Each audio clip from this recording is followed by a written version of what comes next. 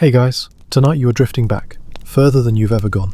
Past the ringing lights of modern cities, past the hum of wheels on roads, past the steam and soot of industrial eras. Back through time, slow as molasses, calm as a still lake, until the world begins to smell like the river and sun-baked stone. You've arrived in ancient Kemet, what you might now call Egypt. It is morning, in a season without name. The Nile is quiet, the sky already warming with promise. And here, in this land of golden death, you are not a king, not a noble, not a priest. You are a builder, a worker, a slave. Before we start, I want to know where and when you are listening. Leave a comment with your location and the time. I find it fascinating how we all sit under different skies and share these quiet moments. Now please, take a deep breath. Nestle into your bed, your chair, your blanket. Let your muscles fall gently. Let your eyes get heavy. You don't have to do anything but listen. I'll carry the weight of the story. You just rest. The day begins in darkness. You feel the cold of the sand through your thin linen wrap as you lie in the shelter of a rough hut, more a lean-to of reeds and dried palm than a proper home. Your bones are sore. You slept on your side to ease the ache in your back, but it hasn't helped much. The air tastes like sand, stillness, and the fading scent of ashes. You hear them first, the overseers. They shout in the distance, calling others before they call for you. Their voices are low and rough, used to barking like jackals. You sit up slowly. Your hands are cracked and dry, your feet calloused and raw. You're barefoot, of course. Leather is for the guards and officials. You are one of thousands, a body among bodies. But you have a name. You remember it dimly. Your mother gave it to you. It means something like light on the river. But no one calls you that anymore. Instead, you're known only by your labor number, a brand on your forearm, a tally marked in ink and bone. The sun begins to creep over the desert horizon, an eye opening above the limestone hills. The light turns the sand from ash grey to gold, beautiful if you were allowed to look at it long. A bell is struck somewhere to the east, near the workers' barracks. It's a dull clang made from bronze, repeated in slow intervals. You stand. The soreness runs up your calves and into your spine. You stretch, but not too much. No time for that. Around you, others are rising. Young boys with shaven heads, men whose faces are lined with sun-etched maps. Some are prisoners of war, others are debt-bonded workers, and some, like you, were born to this. You move silently. There's no talk this early, only breath, shuffling feet, and the low groans of men who already fear the sun. You tie a scrap of cloth around your head to keep the sweat out of your eyes. Your fingers tremble slightly, not from fear, but from cold and hunger. There's no breakfast, not yet. Instead you march. The journey to the site is long and dry. The overseers walk behind, on donkeys or with whips in their hands. One of them, a younger one, is already shouting insults in a voice sharp as flint. He walks among you, barking about pace and order, though it's not yet light enough to see the road. But you know it by heart. Every rock, every twist of thorn bush. The pyramid rises in the distance, a grey looming triangle against the pale sky. It's not finished, of course. You've been working on it since you were barely taller than the quarry stones themselves. You walk past the quarry first. The air changes here. It smells like powder and sweat. Stone dust lies thick in the creases of the ground like snow. Teams of other slaves are already there, chipping, pulling, shouting. You see one man collapse to his knees. No one helps him. Not because they don't care, they simply don't want to join him. The path bends and steepens. Your legs burn, but you keep your head low. Looking too high might be seen as defiant. Then, finally, the worksite itself. Huge blocks rest on rollers. Ramps of mud bricks snake up the side of the pyramid like the coils of a sleeping beast. You can see the lash scars on the backs of the men ahead of you. Some old, silvered over with time, others red and fresh. There is no shade, no mercy. But there is still a sort of order. You are assigned to hauling, not the cutting, not the shaping, not the smoothing, though you've done those too. Today, you will pull. They hand you the ropes, thick and worn smooth by hundreds of palms. You tie yours around your chest, a crude harness. Others join beside you. You nod at one. He is old, too old for this really, but still they use him. His name is Amaru, and he once told you he dreamed of birds. You remember that? Birds. Another clang, a signal. Together you brace, together you pull. The stone is massive, taller than a man, heavier than 10 oxen. but it groans forward slowly. Sand is poured ahead of it to smooth the way. It helps a little. You heave with your whole body, your breath comes in ragged gasps, your knees scream with pressure, your vision blurs. You do not stop, not because of fear, though fear is real. You continue because stopping would mean pain, or worse, removal from the team. And without the team, you don't last long, so you pull, and the sun keeps climbing. By midday your arms tremble, but the stone has moved perhaps 20 cubits. They will measure this later, and mark your group's tally on a scroll kept in the foreman's tent. If it's too low there will be punishment. Your mouth is dry as old papyrus, and still you are not allowed to drink until the sun reaches its zenith. You glance up at it, a white coin in a burning blue sky. Almost there, almost. And in the distance, far off past the pyramid's edge, you see something strange, a bird. High above the stone and the sand, just one, wheeling in lazy circles. It's the first thing all day that isn't about weight, pain or dust. You blink hard to keep it in view, but it slips behind the clouds, and you pull again. By the time the sun reaches its highest point, your hands are bleeding. The rope rubs the same strips of flesh every time you lean forward into the pool. You try not to look down. If you see the blood, it becomes real, and there's no time for pain today. The overseer on the ridge calls for the halt, and slowly, like a creature collapsing in on itself, the line of bodies lets the ropes fall slack. You fall back too, knees in the sand, chest heaving, mouth open. One of the boys, a thin thing from the southern province, tips a clay jug toward your lips. Water dribbles down your chin as much as into your mouth, but it's something. Warm, metallic water. The taste of iron and sun. The pause is short. They call it rest, but it's only long enough to catch the last breath before the next pull. Your group shifts, some standing to stretch their backs, others sitting with eyes closed just for a minute, heads sagging like plants without water. You wipe your hands on your wrap, smearing blood and sand. A fly lands near the cut and you brush it away without looking. Nearby, 2 guards drag a man out of the hauling group. You recognise him vaguely. You worked beside him on the stone smoothing line 3 months ago. Something must have gone wrong. The overseers speak with tight, clicked tones, and then the lashes come out.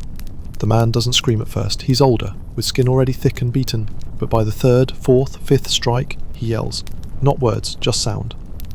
No one looks directly. It's dangerous to look like you care. You feel your stomach twist, not from pity, not from horror, from memory, because you know what it's like. You know the whip doesn't sting, it burns. You know it breaks skin in a line so thin and sharp it almost seems clean. You also know it festers later, when no one's watching, and itches so bad you can't sleep, and if you scratch it, it splits open again. You've seen men die from the wounds, not the blows. Infection crawls like a serpent. The pulling starts again. This time you're at the back of the line. The rope is wet where the man before you bled on it. You grip it anyway. You lean forward, feel your spine stretch and protest, and then you move. Each stone takes hours, from quarry to ramp base, from ramp base to midpoint, from midpoint to placement. The ramps are steep, and the mud bricks underfoot shift and crumble as you climb. Each pull feels like dragging a mountain. Sometimes the stones crack, and then you must haul the pieces separately. No one likes that. You are made to finish it no matter what. Broken stone, broken body, it doesn't matter. Later the heat shifts. It's hard to say how. Not cooler, exactly. Just a different kind of burn. The kind that makes your skin feel thin, as if it will tear like old linen if the wind blew hard enough. Your shift ends only when the final stone of your group is moved. The overseer checks the tally, nods, doesn't speak. He turns and walks away, robes fluttering in the warm, gritty breeze. Now comes the descent. Going down is worse than climbing. Your legs tremble, your knees buckle with each step, and you must be careful not to fall. If you fall, you roll. If you roll, you don't come back. The ramps are too narrow, the edge is too sharp, and no one stops work to retrieve a body. You make it down step by step, heart fluttering like a trapped bird. At the bottom, your feet touch the packed ground and you almost collapse. Amaru is there, quiet, leaning on a stick he carved from a leftover beam. He doesn't speak, but his eyes flick to yours and that's enough. You're still alive, that's the only victory here. Evening light falls over the desert like ash from a dying fire. The pyramid glows pale yellow. You have no sense of how close it is to completion. You only know the blocks still rise, higher than before, steeper than they were. Someday it will be smooth, covered in polished casing stones, a shining tomb for a god king. But for now it is sharp-edged, raw. You do not think of what it will become, you only think of the path back. The walk to the workers' camp is long but slower now. No one shouts, The overseers ride ahead, their backs turned. No one runs this time. A boy near you mutters something under his breath. A prayer, maybe. You don't join him, but you don't stop him either. At the camp, food is passed out. A bowl of lentils, hard bread, a smear of onion paste. You eat slowly. Your jaw aches from clenching all day. The bread crumbles, dry and tasteless, but your body absorbs it like a sponge. Someone plays a hollow reed pipe nearby, a sad, low melody that floats like smoke. Night is coming. You feel it in the air, cooler now, soft against your raw skin. You lie down on your mat of woven grass. Your hands twitch without meaning to, still gripping phantom rope. The stars appear, distant and silent. Somewhere a jackal howls. A child coughs in the next shelter. You close your eyes because there's nothing else to do. The work waits for you again at dawn. Your sleep is never deep, not really. It hovers just beneath waking, interrupted by every cough, every shuffle of feet in the sand, every gust of desert wind that seeps through the cracked reed walls of your shelter. When dawn arrives, it's not with warmth but with cold, the kind of cold that clings to the joints and settles into the bruises left by the ropes and stone. Your back aches in a new pattern today, sharp where it used to be dull, and your hands are swollen, stiff and red where the blisters stretch through the skin. You flex your fingers slowly, dreading the sound they might make if you move too quickly. Outside, the darkness begins to lift. It's not sunrise yet, but the sky is turning that quiet indigo, a shade that says soon. You know the colour well. The overseers will be stirring. The guards will gather by the grain stores, passing clay cups of sour beer and laughing in that low way that always sounds like mockery. You rise before the call bell. You do it because if you don't, the lash comes faster. Because rising early earns no reward, but rising late always earns punishment. The reed curtain hanging over the doorway flutters as another man leaves his shelter beside yours. You catch the outline of his profile in the lightless morning. You know his name, but haven't used it in years. Names slip away in this place. The camp is quiet but awake. Fires are being rekindled from the embers of last night's cookpots. The faint scent of charred lentils hangs in the air. A woman, one of the cook's helpers, scrapes the sides of a blackened bowl with a flat stick. The sound is dry and rhythmic, a whisper against your teeth. You're given water before the march, not much, just enough to wet your mouth, barely enough to swallow. You don't question it, you never do. The rationers are already on edge this month. Supplies come slow from the upriver barges, and every bowl and jug is counted. You remember when the Nile flooded too little last year. Food was late, tempers short. One morning, a man was found dead near the quarry pit. His body was buried without ritual, without chant. He simply disappeared into the sand. The march begins with fewer voices today. No one talks unless forced. The boy who prayed yesterday is gone, not dead, just moved. Maybe reassigned, maybe too slow. Maybe he said the wrong thing to the wrong guard. He is not yours to worry about anymore. The pyramid waits, the stone line is longer today. New blocks from the southern quarry have been delivered, and they're larger than the last batch. You see them piled at the ramp base, their edges rough and dusty, each one taller than your chest, wide as a cart. You're placed on a new team. Amaru is gone, reassigned to smoothing. You are surrounded now by younger men, thinner, less worn in their joints, but still not fresh. None of you are fresh. One has a cough that won't stop. Another picks at a wound on his arm, the cloth wrap stained with something dark. You stand among them, grip the rope, and wait for the call. When it comes, it's not with ceremony. A shout, a crack of the whip, not on anyone, just on the air, enough to make you move, and then you're pulling. The new block is heavier than the ones before. You feel it immediately in your thighs, in the tightness behind your knees. The sand gives less today, dry and packed. A worker ahead of you stumbles, and the line lurches. You nearly fall too, but catch yourself, one foot grinding into the earth so hard you feel the nail bend. Someone behind you yells, but you don't turn. You never turn. The ramp incline has grown. You don't remember it getting steeper, but it has. More bricks laid beneath it overnight, or perhaps during rest. You never see it happen, but the changes are always there. You tighten the rope against your shoulder, dig your heels in, and keep climbing. Sweat rolls into your eyes, stings, dries, returns. You stop noticing the taste of your own breath. Halfway up, the block catches on something. It's a jolt like being struck, a sudden backward pull that drags everyone in the line one step down. The guards shout. Another whip cracks, this time on flesh. The man behind you groans but doesn't stop. You are told to brace while the handlers reset the rollers. You stand still, all your weight holding the block in place, heart thundering. You feel the muscle in your back flutter like a stretched rope. You hear the hiss of the sand shifting under the tools. When they call again, you move as one. At the top, the block is set beside others. It won't be placed until later. That's another team's task, more precise, more delicate. Yours is just the brute weight. You let go of the rope. Your hands don't respond at first. You have to pry them open with your other fingers. There's no praise, no word.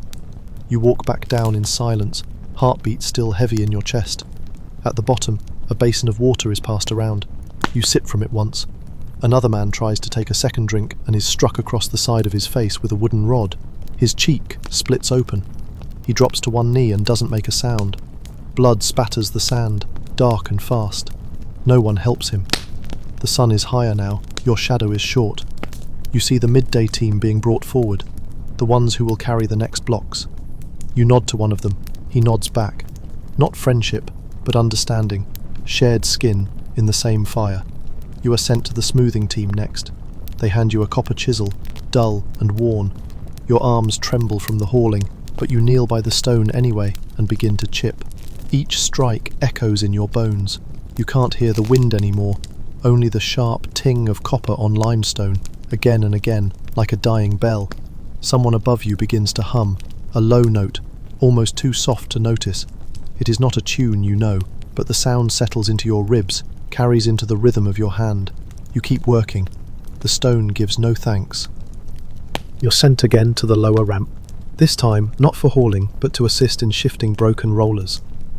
One of the wooden cylinders has cracked in half beneath a poorly balanced stone. The repair crews mutter to one another while you and two others, stripped to your waists, sweat-slicked and sun-browned, dig into the track, pulling out splinters, flattening the sand again. You work in silence, your mind drifting, your fingers working on their own. You imagine the city far beyond the horizon, Thebes or Memphis, where scribes walk in clean sandals and boys fan the air for men too rich to sweat.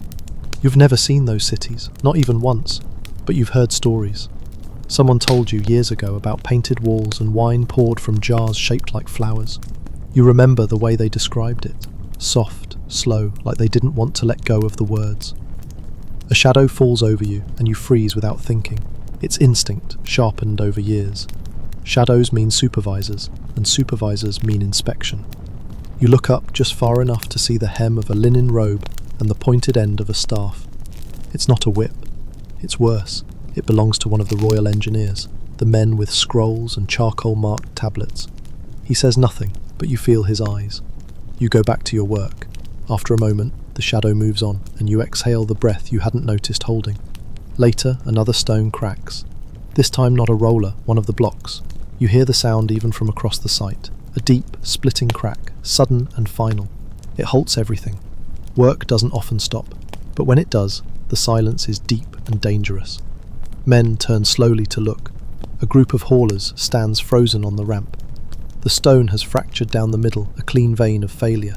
The overseer is already moving toward them, and you look away before the punishment begins. You don't need to see it. You've seen it before.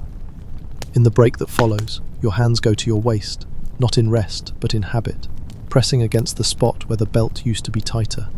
You've lost weight, not fast, just a little more each week. Everyone has. Even the guards are thinner. The last shipment of barley was delayed. The Nile's timing has been off.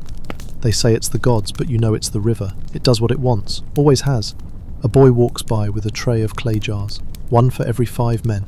The beer inside is weak, more gruel than drink, but it softens the ache in your joints. You drink quickly and feel it settle into your belly like warm stone. The boy doesn't look at you. He's young enough not to know whether he should. He keeps his head down, thin arms shaking slightly under the tray's weight. A small moment happens after that, so small you might miss it. The wind shifts just a little, and with it comes a scent not from the desert, not sweat or limestone or old dust, but something sharp, sweet, almost floral, a breeze from the river perhaps. You can't tell.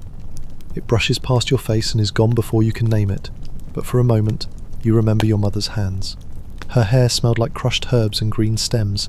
She used to hold your head in her lap after the sun went down. You haven't thought of that in months, years maybe. The sun is low now, bleeding into the horizon.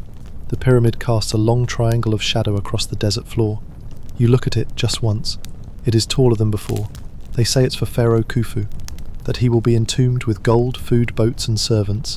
You wonder if he'll be buried with voices, if he'll hear the songs of the workers in the dark, or the sharp breath of a man as he hauls a stone up a hill he cannot see the end of. The work is almost over, but not quite. One more stone, just one more. They always say it like that, as if one is nothing. You pick up the rope again. This one is smaller, at least. The path is shorter.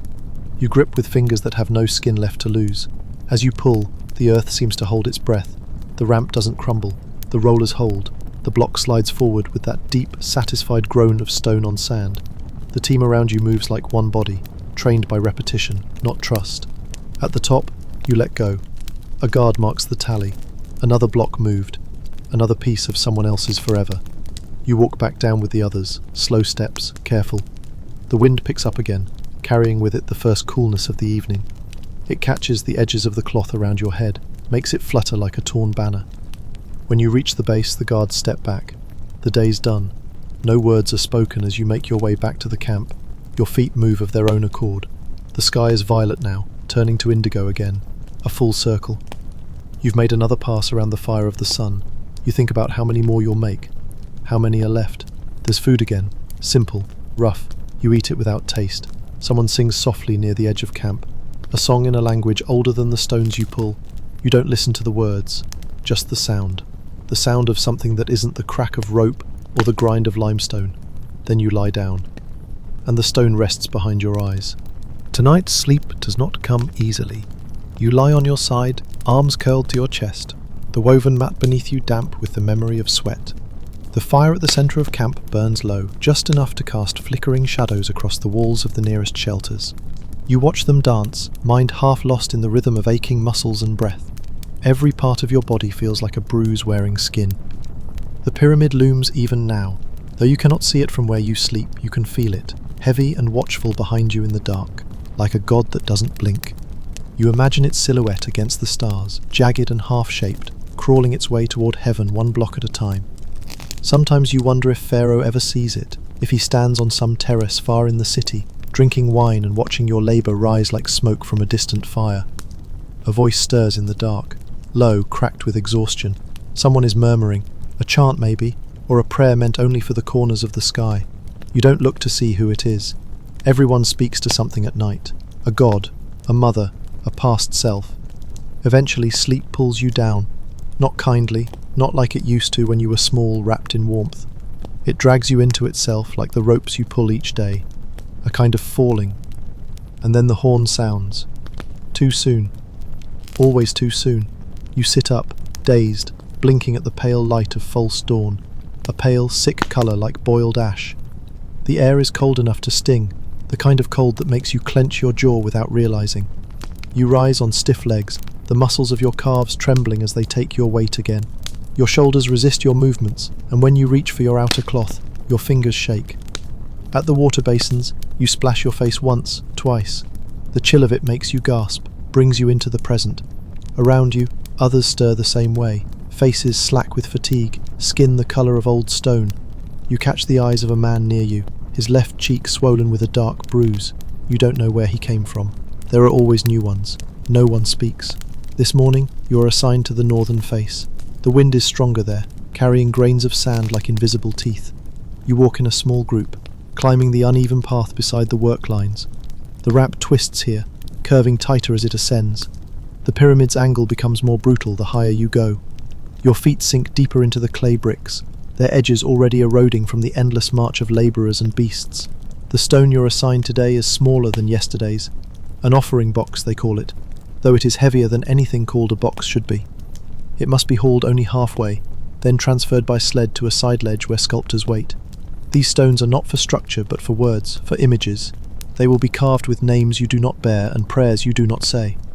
The rope digs into your shoulder again. That familiar pain blooms anew, as sharp and fresh as if it had never happened before. The call is given. You begin.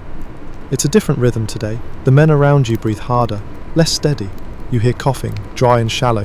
One man slips and the rope goes slack. You are forced to pull harder to keep the weight moving. You don't speak. You don't even grunt. The sound is pulled from your bones, a groan of pressure and silence. Halfway up the ramp, the sled creaks, tilting dangerously. A foreman screams, rushing forward with two handlers. They wedge stones under the side, and you're told to stop. You hold the rope taut with both hands while they adjust the track. Your feet sink deeper into the ramp with every second. The pressure travels into your hips, your spine, your neck. When you move again, it's almost worse. Muscles cooled and tightening now stretch again, and you feel something shift near your ribs. Not a break, but a warning, a line drawn in the sand. You reach the halfway station.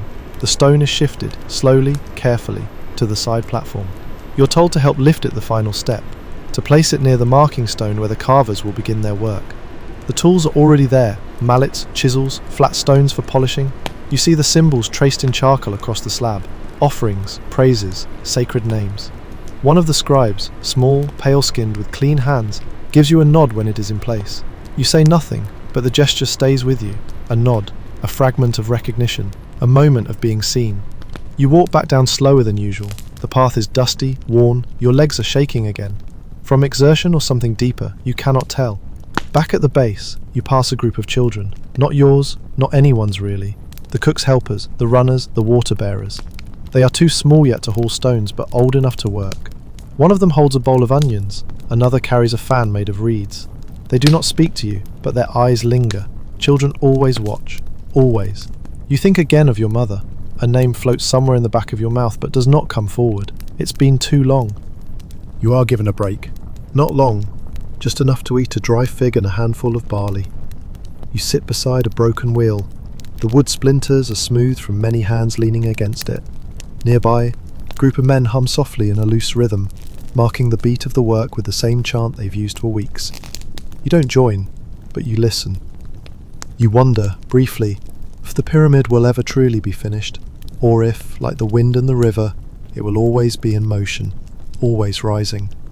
You close your eyes, not to sleep, but to rest in the shadow of the thought. When your eyes open again, the light has changed. It is no longer the greyness of early morning, nor the harsh white of midday. Instead, the sun floats somewhere low, beginning its slide down the western edge of the sky, casting a pale gold over everything it touches. The pyramid gleams in that light, not as stone, but as a shape of flame and silence. You squint up at it, momentarily forgetting the ache in your neck, the dull pulse behind your eyes. You are called again. There is still light left in the day, still time to move more stone. You rise without thinking. The others do too. No one questions, no one refuses, not because of fear, but because the motion has become instinct. Even if you didn't mean to, your legs would carry you to the next place they must be. This time you're assigned to the slope itself, not the ramp, not the base. Now you are climbing on the face of the pyramid. A network of temporary stairways has been built with packed clay and stone, clinging to the side like a second skin.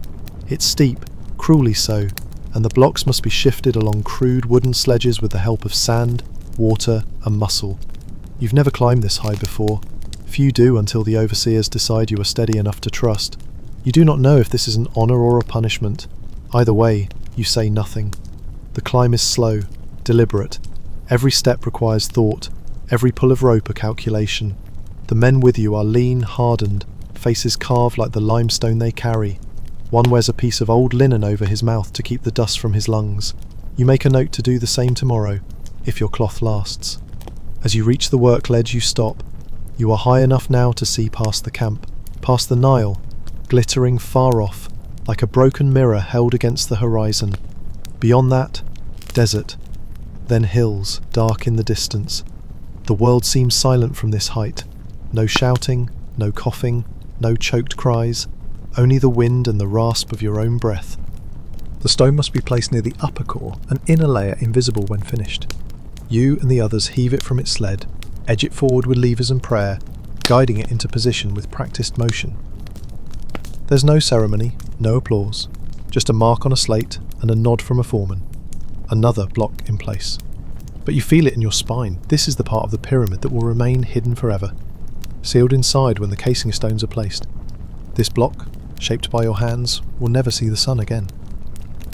For a moment, it feels like burial. You step back, wipe your hands on your knees. Your fingernails are black with dirt and dried blood. At this height, the wind is constant, cool and indifferent. It pulls at your tunic, brushes across your sweat-soaked skin like a whisper. You look over your shoulder and see the sloping desert stretching toward the edge of your world. You think of how small you are compared to it all. You think of what it would take to be free of this place, to simply walk away, across the sand, past the hills. You've heard of those who try. One was caught, dragged back. The overseers didn't even beat him. They simply gave him back his rope and told him to continue. You don't know if that was kindness or cruelty. By the time you descend, the light has faded further. The stairs are steeper in the shadows. You move carefully, muscles stiff, one hand against the wall to balance yourself. One man ahead of you stumbles, just once, but the sound it makes, his knee hitting stone, echoes louder than a shout. He rises again. No one says anything. Back at the base, someone is burning dried herbs. The scent catches in your throat, sharp and strange. A healer's tent nearby, likely. There are many today. Feet broken on the ramp, fingers crushed beneath shifting blocks. A man collapsed under the sun. They say he lived. No one knows for sure. You find your place in the line for food. The rations are simple: onions, garlic, coarse bread soaked in weak beer, a few lentils. No meat today. You chew slowly, jaw tight from wear. The bread sticks in your throat. You swallow it anyway. Beside you, a man with hair greys at the edges speaks softly. He tells you that when the pyramid is complete, Khufu will live forever. His soul will rise through the sky like the sun, eternal. You ask him, not with words but with a glance, if he believes it. He smiles, toothless, says nothing more. Later, near the fire, someone sings again. The same voice from last night, or maybe not.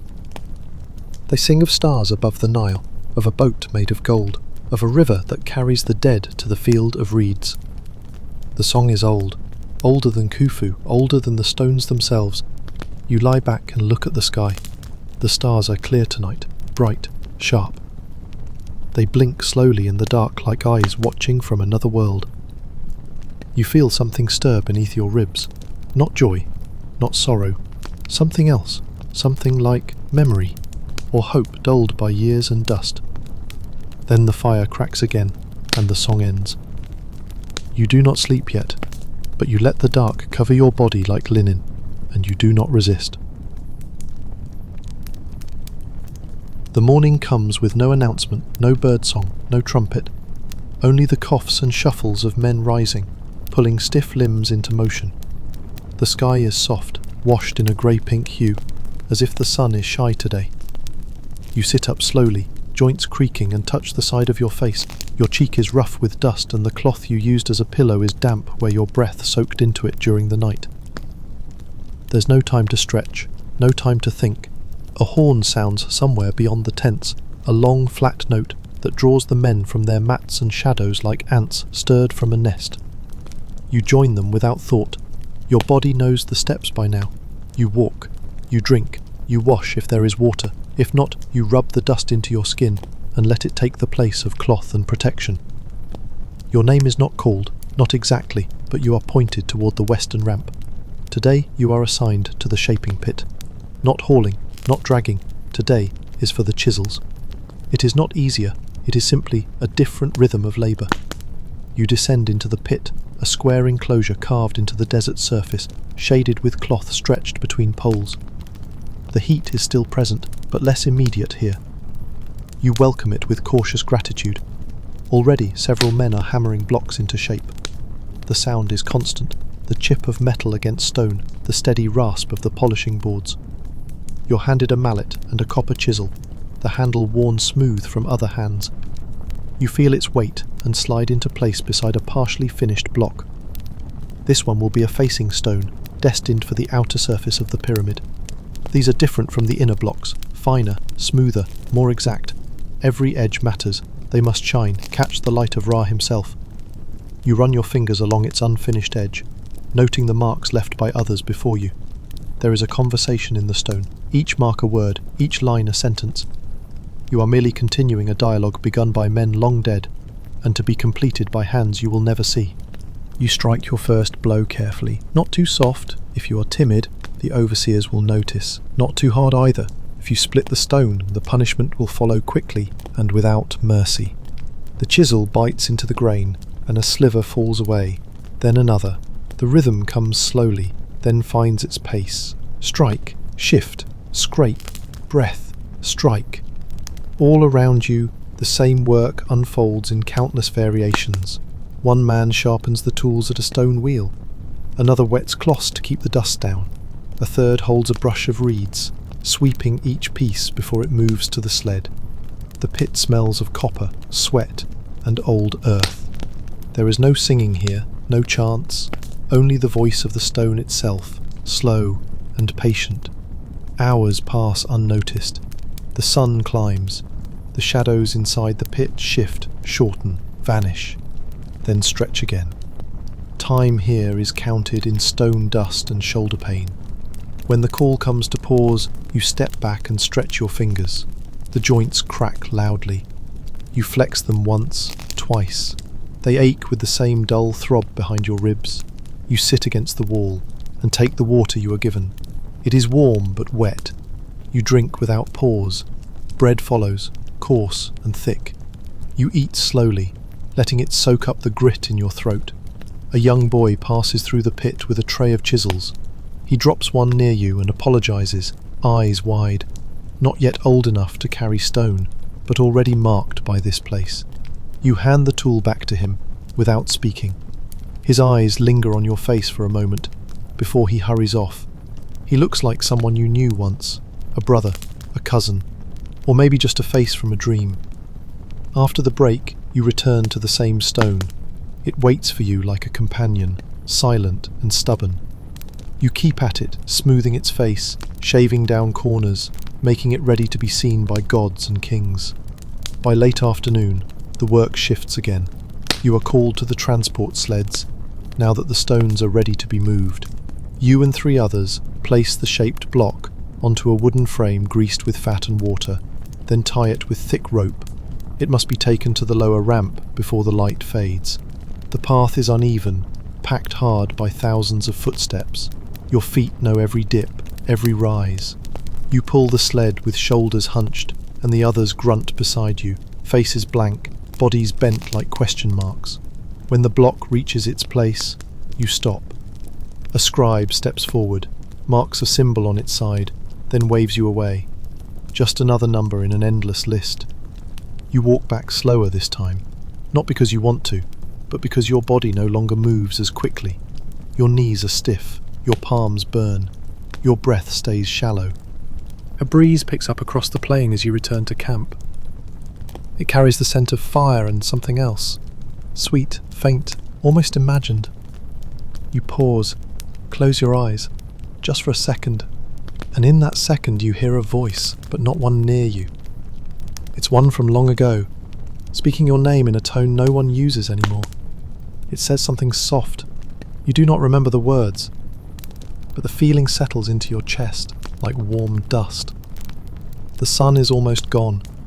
A single hawk circles above the pyramid. Its shadow sweeps across the sand like a warning or a blessing. You reach your mat again. You sit slowly, legs folding in on themselves like paper. Someone has lit a fire. The crackle is low. The smoke curls upward in thin blue strands. You do not speak, but you feel the stone still in your hands, still behind your eyes. It has become part of you now. You are not just building the pyramid, it is building you, one block at a time. You wake before the horn, not from restfulness, but from the strange stillness of the air, a silence heavier than sleep. There's a breathlessness to the dawn, like the earth itself is waiting. You sit up, rubbing your shoulders. Even in the cool early dark, the aches speak first. You roll your neck, press your thumb into your wrist where the tendon tightens like a rope pulled too hard. Your mat is damp again. You're used to it now. The nights rarely offer dry comfort. You look around and see the others beginning to stir, quietly, wordlessly, like ghosts returning to their shapes. A few embers glow in a cooking fire nearby. their smoke rising in a thin, straight column into the still air. The horn does sound, eventually. And like always, you move. Today you're not told where to go. You are simply taken. A man with a blue sash, an overseer, points to you and two others and nods toward the slope. No words, just the command in his gesture, the weight of his eyes. He carries a whip at his side, but he doesn't need to raise it. The authority is etched into his posture, his silence more dangerous than a shout. You're led to the southern edge of the pyramid, where the new crew is hauling casing stones upward along a scaffold ramp. These are the most precise stones, perfectly measured, polished to reflect the light of the sun. Fewer people work here, but the work is not easier. It is simply more visible. The overseer walks with you up the ramp, eyes never leaving the line of workers. He moves like someone who owns the sun itself, someone who never touches stone, only names it. His linen is clean, his hands are not split, but his presence carries the same weight as a block, silent, undeniable. Your assignment is to guide one of the facing stones into place. This is not lifting, not exactly. It's precision work. Sliding the stone across a slickened surface, keeping it aligned with a series of chalk lines drawn in a perfect grid. A mistake means the entire row must be undone. The punishment is swift when that happens. Not a correction, an example. You kneel beside the stone as it approaches, pushed slowly on a wooden platform by a dozen men. The air here is hot despite the early hour. The ramp has soaked up days of sun. Heat rises from it like breath. A sharp whistle. The block halts. You press your fingers against its base, feeling for friction, for resistance. Another man holds the opposite side. Your eyes meet. You give the slightest nod. And together, inch by inch, you shift it forward, aligning it with the outer edge of the casing line. The overseer crouches nearby, watching. His shadow falls across the stone. You feel your hands sweat, not from the heat, but from the weight of his gaze. You keep moving, slowly, gently. You don't blink. Finally it fits, clean, flush, seamless. You exhale quietly, only realizing now that you'd been holding your breath. The overseer says nothing, but he moves on, and that is the best reward you'll receive today. Later, another man is not so careful. A block slips. It is caught before damage is done, but barely. The man is struck, not by the overseer's whip, but by his words. They are quiet, precise. He leans in, speaks in the man's ear. You cannot hear what is said, but you see the way the worker's face goes pale, then red, then blank. He is not dismissed. He is simply left to continue, as if nothing happened. But he moves differently after that. Less like a man, more like an echo. At midday there is water and a moment of stillness. You sit near the edge of the ramp, legs dangling over the drop. From here the landscape rolls away in colourless waves. Sand, sky, the hint of green along the river where life still remembers how to grow. You chew your bread slowly, each bite is work. The garlic is bitter today, the beer thin. A cart of copper tools is rolled past. Some of the chisels glint in the light, their edges sharp as a vulture's beak. A younger worker walks beside it, eyes darting nervously. He keeps the tools clean, oiled and ready. That is his only job, but it is an important one. A single flaw in a chisel's edge can ruin a line, damage a block, undo a day's work. After the break, you're taken to the western trench. There, new limestone blocks are being prepared. You are told to mark their base, lines of charcoal to guide the initial shaping. The marks must be exact. The overseer watches again, standing beneath a linen canopy. He doesn't speak to you directly, only raises his hand when the angle displeases him. Each mark is a negotiation with the stone. It tells you what it wants to be. Your hand simply obeys. When the sun begins to lower, you are given a brief reprieve. You carry 2 chisels back to the edge of camp. The forge tent is nearby, the air thick with the stink of metal and sweat. A boy takes the tools from you, dips them into water, then lays them beside the fire to be reshaped tomorrow. You exchange no words. In the distance, the pyramid casts its long shadow across the desert. It touches the edges of camp now, reaching like the hand of a forgotten god. You pass a group of women near the cooking pits, wives, daughters, workers in their own right. Some knead dough, others carry water. One sings softly as she grinds grain. You pause, for just a second, listening. Her voice reminds you of someone. Maybe no one. Maybe the sound itself is enough. Back at your mat, the dust settles on your skin like silk. The fire crackles low and patient, and above you the stars begin to appear. The overseer is gone, the ramp is silent, but the stone remains. Always the stone remains. That night, sleep does not come quickly. Not because of sound.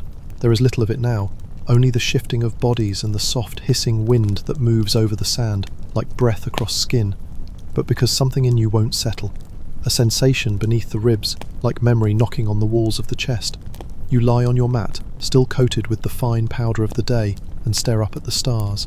There are more than you can count, but you try anyway because counting them keeps you from thinking about the overseer's eyes, or the way the pyramid rises more each day, swallowing your hours. You hear the voice of the old man again, the one who speaks of Khufu's eternal house with the certainty of stone. He said once that a scarab is more enduring than a name, and that if a man dies with his shadow intact, he lives on. You didn't understand what he meant. Not really. But now the words come back to you, as if he'd placed them inside your ear like seeds. Morning, again. The same beginning. No surprise. You feel the stiffness settle into you like a second skin. Today you are assigned to water hauling. It is a task you have done before, a task you dislike. It demands less precision than stonework, but it has its own kind of pain. You are handed a yoke with 2 jars, each made of rough clay, their handles smoothed from hundreds of hands. They clink against one another when you move, like teeth. The path to the river is long and dry, winding away from the base of the pyramid, past rows of spent pits and broken sleds, through the sandy barrens where nothing grows. You walk with 2 others. You do not speak. There is no strength for that. Each footstep sinks slightly, stealing more effort. The sun is not high yet, but the sky has no softness in it today. It is flat and bright and pitiless. The Nile appears like a wound in the distance, cutting through the pale land with its slow, dark gleam. When you reach its edge, the wind changes. It carries moisture, and with it, the smell of life. Green things, distant cities, fish pulled from the depths. The river people do not speak to you. They have their own tasks, their own quiet rhythm. They know what you are.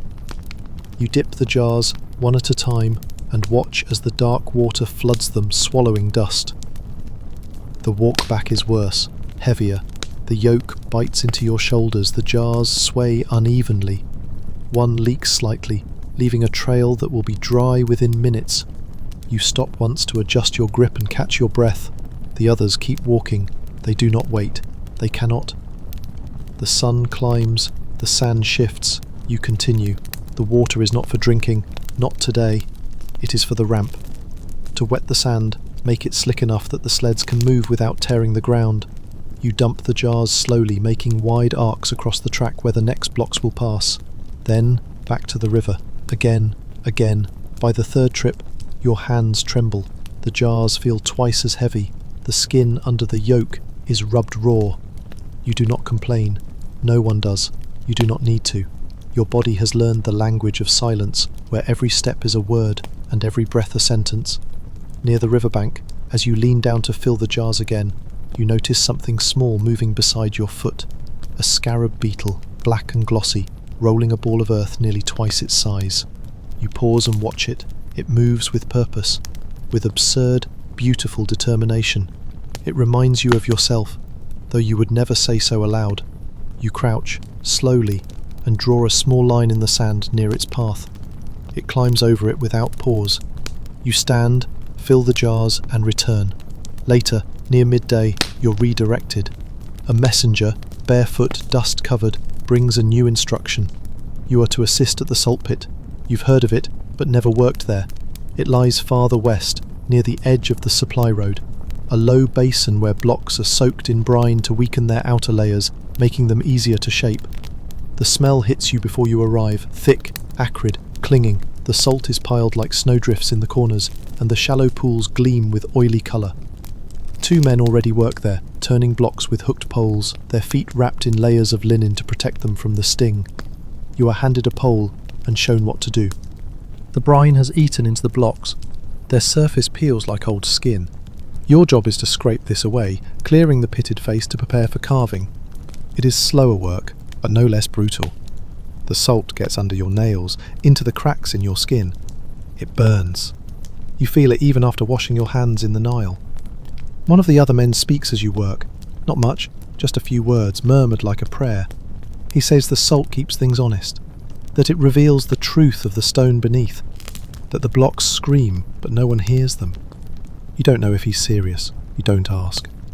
When the sun finally tips low, you are released. Not home, never home, but allowed to stop. You walk back past the brine pits, the scaffold, the shadow of the growing pyramid. A cart passes you on the road. On it lies a man, motionless, wrapped in linen but for his feet. His toes are black. Heat stroke maybe, or the salt, or something older. The driver says nothing. You step aside, let him pass. At camp, the light is golden and soft, the only gentleness the day offers. You sit near the edge, watching the sky change colour. The same boy from before, young, wide-eyed, passes near you. He carries a basket of herbs, perhaps for a healer. You see a flash of something in his hand as he walks, a carved amulet in the shape of a beetle, a scarab. You look down at your hands, still burning faintly from the salt. The cracks are clean, clear, and in that moment you understand something, just barely. The pyramid does not want perfection, it wants truth, and your pain is part of that truth. You do not sleep right away, but you lie down, and this time, when your eyes close, they stay closed longer than before. You wake in darkness, long before the horn. The quiet feels different today, deeper, as if something beneath the sand is listening. Your limbs resist your movements more than usual, as if the bones themselves have grown heavier. You shift on the mat slowly, trying not to wake the others. A few shapes stir nearby, silent silhouettes, bundled in cloaks, some already lacing their sandals with slow fingers, heads still bowed with sleep that never truly came. Outside the tent, the desert air has not yet taken its heat. It is a rare moment of stillness before the furnace of the day begins to press down again. The stars remain, sharp and clear, and for a breath you feel yourself floating between them and the ground. That moment doesn't last. Soon there is movement. The horn sounds, distant and low, like the last breath of a dying animal. You join the others, forming lines that meander toward the base of the pyramid. The day's task has already been chosen for you. You know this because you were marked the day before, chalk rubbed on the shoulder of your tunic, by a man with tired eyes. Today is trench work. The trench is not visible from camp, not until you are standing above it. It lies to the east of the site, where new materials are offloaded and rough stones await shaping. It is deep, deeper than it seems from the surface, and the smell of iron and sweat lingers there. The air is close, no wind reaches the bottom. Your work is to assist with foundation preparation, which means pulling sand and stone away from areas designated for expansion. You are handed a short-handled shovel and a basket woven from reeds. Your first task: clear a layer of compacted gravel mixed with mud. It clings like old blood. The men beside you begin without pause. You do the same. Time here is not marked in hours, only in heat and exhaustion.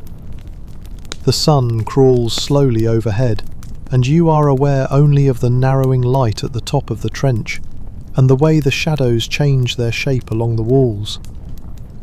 You speak very little, except to warn the man beside you of loose stone, or to signal when your basket is full. Your hands begin to blister again, the salt of the day before finding new cracks to inhabit. It burns, and you welcome the burn. It reminds you that you are still a body, still a thing with borders. Midway through the day, a worker at the far end of the trench strikes something. Not hard enough to break it, but enough to stop his movement. He pauses, looks down, then calls for an overseer. The response is swift and quiet. A small crowd gathers, not too close, as the overseer steps in and kneels beside the worker. You can't see much, only the shape of something pale emerging from the dark earth. Not stone, bone, not animal, human. No one is surprised. The trench, like the pyramid, grows atop layers of forgotten bodies. Workers who collapsed under the sun, buried where they fell, their names never carved into walls. There is no ceremony. The overseer waves a hand. The bones are set aside, then reburied farther from the path. The digging continues. You return to your work, now with the knowledge that the earth beneath you is not empty. You think of the scarab from yesterday, the way it pushed its burden over your line without pause. Later, during a pause, you sit near the trench wall, your back against cool rock. The light reaches you only in shards now, angled and weak. You drink from your clay jar, the beer sour and flat, but it softens the dust in your throat. You remember a story your mother told you once, about a boy who could hear the voices of the stones, not in words, but in feelings, in weight. She said that when a stone felt fear, it would grow colder to the touch. You place your palm against the trench wall, fingers spread. The stone is warm, very warm. By the time the sun has begun its descent, you've filled and lifted more baskets than you can count. The trench floor is a chaos of footprints, and your knees ache with every movement. You're allowed to stop only when the next crew arrives. You climb the rope ladder slowly, each rung biting into your palms. At the top, the air feels sharp and wide again. You breathe deeply, eyes squinting into the glare. The pyramid looms to the west, its angles bleeding gold in the falling light. From this distance, it looks almost complete, perfect, quiet, distant. You are reminded of how small you are and how long the shadow of stone can be. On the walk back to camp, the man beside you, older, with a bent back and a voice like crushed leaves, says that every block in the pyramid weighs more than a man's heart can carry, that each one is a prayer, even if no God is listening. He does not expect a reply, and you do not offer one. You pass a shrine on the way, barely more than a few stones stacked in a circle, with a burned offering at its centre. Someone has placed a feather beside it. Mart, goddess of balance. Her feather is what the heart is weighed against in the next world. If your heart is heavier, you are devoured. You keep walking. In camp, the fires begin to flicker to life. The scent of onions, barley and smoke clings to the breeze. You eat slowly, feeling each bite move through you like stone rolling down a ramp. That night, your sleep is thin, but it comes, eventually. And beneath it, somewhere in the dark earth below your mat, something shifts. Not a body, not a beetle. Just the memory of another day, swallowed by the weight of stone. You awaken to the familiar ache behind your eyes, the kind that settles there when the body has begun to resist waking at all. Sleep has come and gone in fragments again, never long enough to restore you, just long enough to remind you what it was supposed to be. The darkness outside is thinning, the first greys of dawn curling above the horizon like smoke. Someone nearby coughs softly. Another groans, stands, cracks their knees with a muted grunt. The day is beginning, whether you are ready or not. You rise slowly. Every movement feels separate from you, like parts of your body are being reintroduced to the idea of motion. The linen around your waist is stiff with yesterday's salt. You rub at the skin beneath it and find another blister, raw at the edge. You do not bandage it. You do not speak. You simply begin. At the base of the pyramid, the light is still soft. The ramp stretches ahead, longer now than it was last week, curving gently around the ascending face like a serpent made of mud brick and sweat. You are assigned to the dragging crew today, hauling limestone blocks from the depot to the scaffold. It is one of the more punishing tasks, not for its skill, but for its weight. It breaks bodies. That is its nature. Your hands find the thick rope again, already damp with morning dew and old grime. The block in front of you is tall as your chest and cold from the night. Beside you, others ready themselves. No one looks at each other. It is not rudeness, it is preservation. The overseer barks a signal and the pull begins. It is not a sudden movement. There is no great lurch or clash of force. Instead, the rope stretches taut, and the sound of the sled grating against the sand begins low, then rises into a steady groan, like the throat of the earth opening. You lean your weight into the rope, feet braced, the soles of your sandals catching against the wet sand recently poured along the path. Without that moisture, the sled would seize and your arms would tear. Step by step, the block begins to move. Your body falls into a rhythm that is not entirely yours. It is shared. Between you, the man beside you, the block, the ramp, the wind. Breaths come in unison. The sled sings its long, low dirge. Ahead, a team of water bearers runs in intervals, dashing forward with sloshing jars, throwing arcs of water across the sand before the sled reaches it. The moment they pass, the moisture is sucked back into the ground, leaving only a dark stain of labour behind. The ramp curves upward. The angle is not steep, but the block does not care. Its weight does not reason or yield. It simply waits to see which of you will fail first. You feel the rope cutting into your palms, pulling small threads of blood to the surface. The sun, not yet high, begins to press against the back of your neck. Sweat carves lines through the dust on your skin. The smell of labour is thick, sour, hot, alive. Your shoulder brushes the man beside you. Thin, older, his eyes almost shut with concentration, and neither of you break rhythm. The sled must not stop. Halfway up the ramp, the block slips slightly, not much, just a hitch, but it is enough. The rope jerks, your hands scream. A cry goes up behind you as someone stumbles, falls, is nearly pulled under.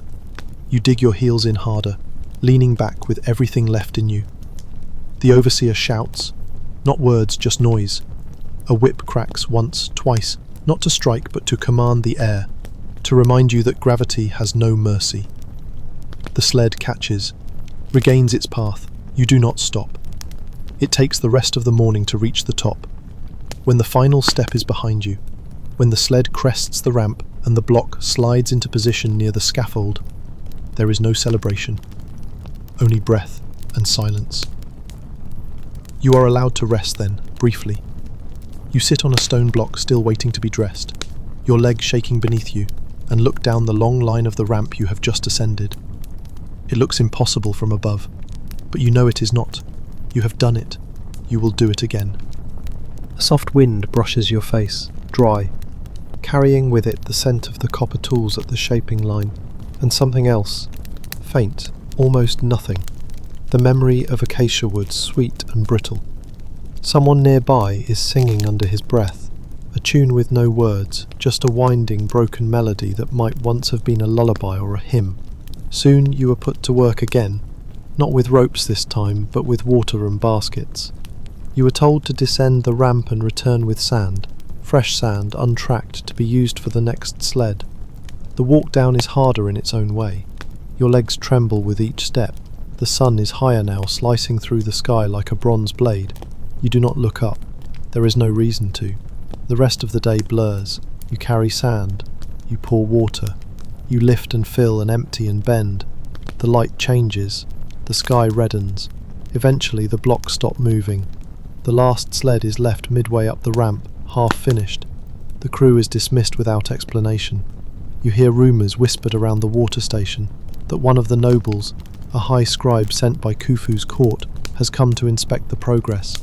That someone was punished in front of him, made example of, though no one saw it. Only the sound, a scream, and then silence. At camp that night, the fire burns lower than usual. Someone breaks flatbread in half and passes the other piece to you. You take it without thanks. He does not expect it. He simply chews, slowly, as though he no longer remembers what hunger feels like, only that something must be filled. You glance toward the pyramid. Even now its edges catch the moonlight. It gleams like bone. And you remember a dream you had once, not long ago. You were inside the pyramid, not building it, but buried in it. The corridors were endless. Your footsteps did not echo, and all the walls whispered your name. You do not tell anyone. You do not need to. Every man here has had that dream, or one like it. You sleep with the ache still wrapped around your ribs like a ribbon, and the whisper of the ramp still pulling behind your eyes. You are woken by a sound that is not the horn. It is low, rhythmic, thud, scrape, pause, thud again. For a moment you lie still, listening. Your eyes remain closed, but your ears stretch into the dark like fingers. It's not from the tents, it's from the workyard.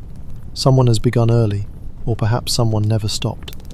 By the time you rise, the stars are paling. The sand has taken on that cold quality it always has before sunrise, biting against your soles through the thin leather. You dress quickly, more from habit than intention. Your body obeys the sequence without requiring thought. Wrap the cloth, tie the sash, check the jar, mince your mouth, join the line. Today's labour begins in the quarry yard near the scaffold line, where blocks are being tested for placement. It is slower work in theory, but no less brutal. When the ramp grew longer, so did the expectations. Larger stones, fewer loads. Precision was once a luxury, now it is demand. The foreman greets you with the look of a man who's already fought the sun and lost. His beard is flecked with dust, and a deep line across his brow has set into permanence. He doesn't shout today, he simply points.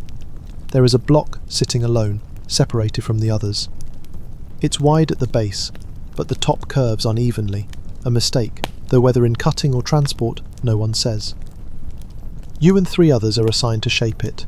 That means chiselling, filing, lifting, wetting, again and again, until the top is smooth enough to nest between its neighbours on the 3rd tier of the western face. You approach the block. At first glance it seems like any other, white-grey limestone, veined with flecks of ash and sand. You run your hand over its surface. The edge catches your skin like a dull blade. The imperfections are not surface level. They run deep, misaligned from the core. The tools are old, worn from months of use without replacement. You take up your mallet and begin. There's a rhythm to it, if you find it. Chisel, strike, shift, repeat. But the stone does not yield easily. Every few strikes it sends back a vibration up your arm that rattles your shoulder. Dust rises around your feet in soft grey clouds. The others work beside you, each locked into their own pattern like monks at prayer, but louder. Hours pass. The sun climbs. You stop twice to drink. The beer today is thin, barely fermented, but it is wet, and that's enough. You pour some on your hands too, rinsing away the powdered stone that's turned the lines of your fingers white. By midday, the heat is heavy and absolute. It presses down without malice, like a god who does not care whether you survive the worship. One man, Kefi you think his name is, begins to hum. He does this sometimes, especially when the day starts to blur. The song is aimless, just a note bending upward, then falling again, repeated until it means nothing. It keeps time, that's all. Eventually the overseer returns. He looks at the block, then at you, then back at the block. He does not speak. Instead he runs his hand across the top, frowns, and pulls a flat wooden measure from his sash. He lays it along the edge, finds the gap. It is less than half a finger's width, but still too much. He lifts the rod and cracks it once across the top of the block, then gestures harshly. Do it again. Your chest is too tired for anger. You simply return to the work. The sun drops lower, the shadow of the pyramid grows longer across the sand, stretching toward you like a hand that might close. The stone is smoother now, but the edge still resists, stubborn. Your arms shake with each swing. You switch hands, you grip tighter. Finally it chips, just enough. A sliver of limestone curls away, fluttering like a dry leaf. You stop. The others do too. Again the overseer returns. Again he measures. This time no words, just a nod. The block is passed for placement. There is no cheer, only relief that does not touch your face. You let the tool drop, roll your shoulders. Your spine cracks. Then you move to help drag the stone onto the sledge. It will be hauled tomorrow. Tonight it sits beside the others, its surface still warm with effort. As you pass it, on your way back toward the water jars, you reach out and tap the top lightly with your knuckle. The sound it makes is dull, almost hollow, but not wrong. At camp, the sky is turned purple at the edges. Someone is weaving new baskets from reeds brought up river. You watch the pattern unfold, absent-minded, until sleep drifts into your bones without warning. And in your mind, the shape of that imperfect block lingers, not as failure, but as evidence that something flawed might still be placed, might still be part of the shape. When the horn sounds, you are already awake. The grey silence of the pre-dawn hour has settled into your lungs like ash. The heat hasn't yet come, but your body already knows what it will feel like. It remembers. As you stand, your limbs creak. The mat beneath you is damp with sweat and sand, and your fingers close slowly, still stiff from yesterday's chiselling. There are days when pain is distant, and days when it feels as though your skin was made only to contain it. You eat a small handful of dates and chew them slowly, not out of pleasure, but to give your stomach something to do besides cramp. Someone beside you passes a broken bowl filled with barley mash, and you scoop some into your palm. It is bitter and thick, but warm. You swallow without tasting it. The workyard is already lit with torches, flickering weakly in the rising light. Today you are sent not to the ramps, nor the quarry trench, but to the copper blade line. Tool maintenance. The forge sheds lie east of the main compound, low and blackened with smoke from 1,000 fires. You walk there with 6 others, none of whom speak. Each holds a bundle of worn tools wrapped in linen, chisels, adzes, awls, broken mallets with splintered handles. The blades are dulled from weeks of dragging along stone, and without fresh edges, none of the masons can work. You pass a line of men shaping bricks along the way. Their hands are red with clay, elbows splashed with water. One of them, a boy barely taller than his wheelbarrow, glances up at you. His eyes are clear. Too clear. He has not yet learned to keep them lowered. The forge yard is already hot. It breathes heat even before the sun climbs above the ridge. Fires are banked in low pits fed with charcoal, and the smiths move among them with practiced indifference. Their skin is darker from the smoke, and they wear no linen across their chests. The air is thick with the smell of metal and sweat and something sharper. Oxide, maybe, or burnt lye. A man with a missing tooth gestures for your bundle and takes it without a word. You are not smiths. You do not temper or shape. Your task is more menial. You pump the bellows. Each bellows is made from goatskin stretched over wooden frames, patched and repaired so many times they look more scar than hide. Your hands grip the crossbars, and you begin the slow, regular motion. Pull, push, breathe, pull again. The fire responds with each motion, flaring orange, then dimming, then roaring again. Around you, the copper begins to glow. Thin rods are heated until their tips soften. The smiths take them with tongs, lay them on an anvil, strike once, twice. A chisel edge appears, red hot and jagged, then plunged into a trough to cool with a hiss that cuts the air. You do this for hours. Your arms ache differently here than when dragging stone. This pain is tighter, held in the shoulders and wrists, a coil instead of a weight.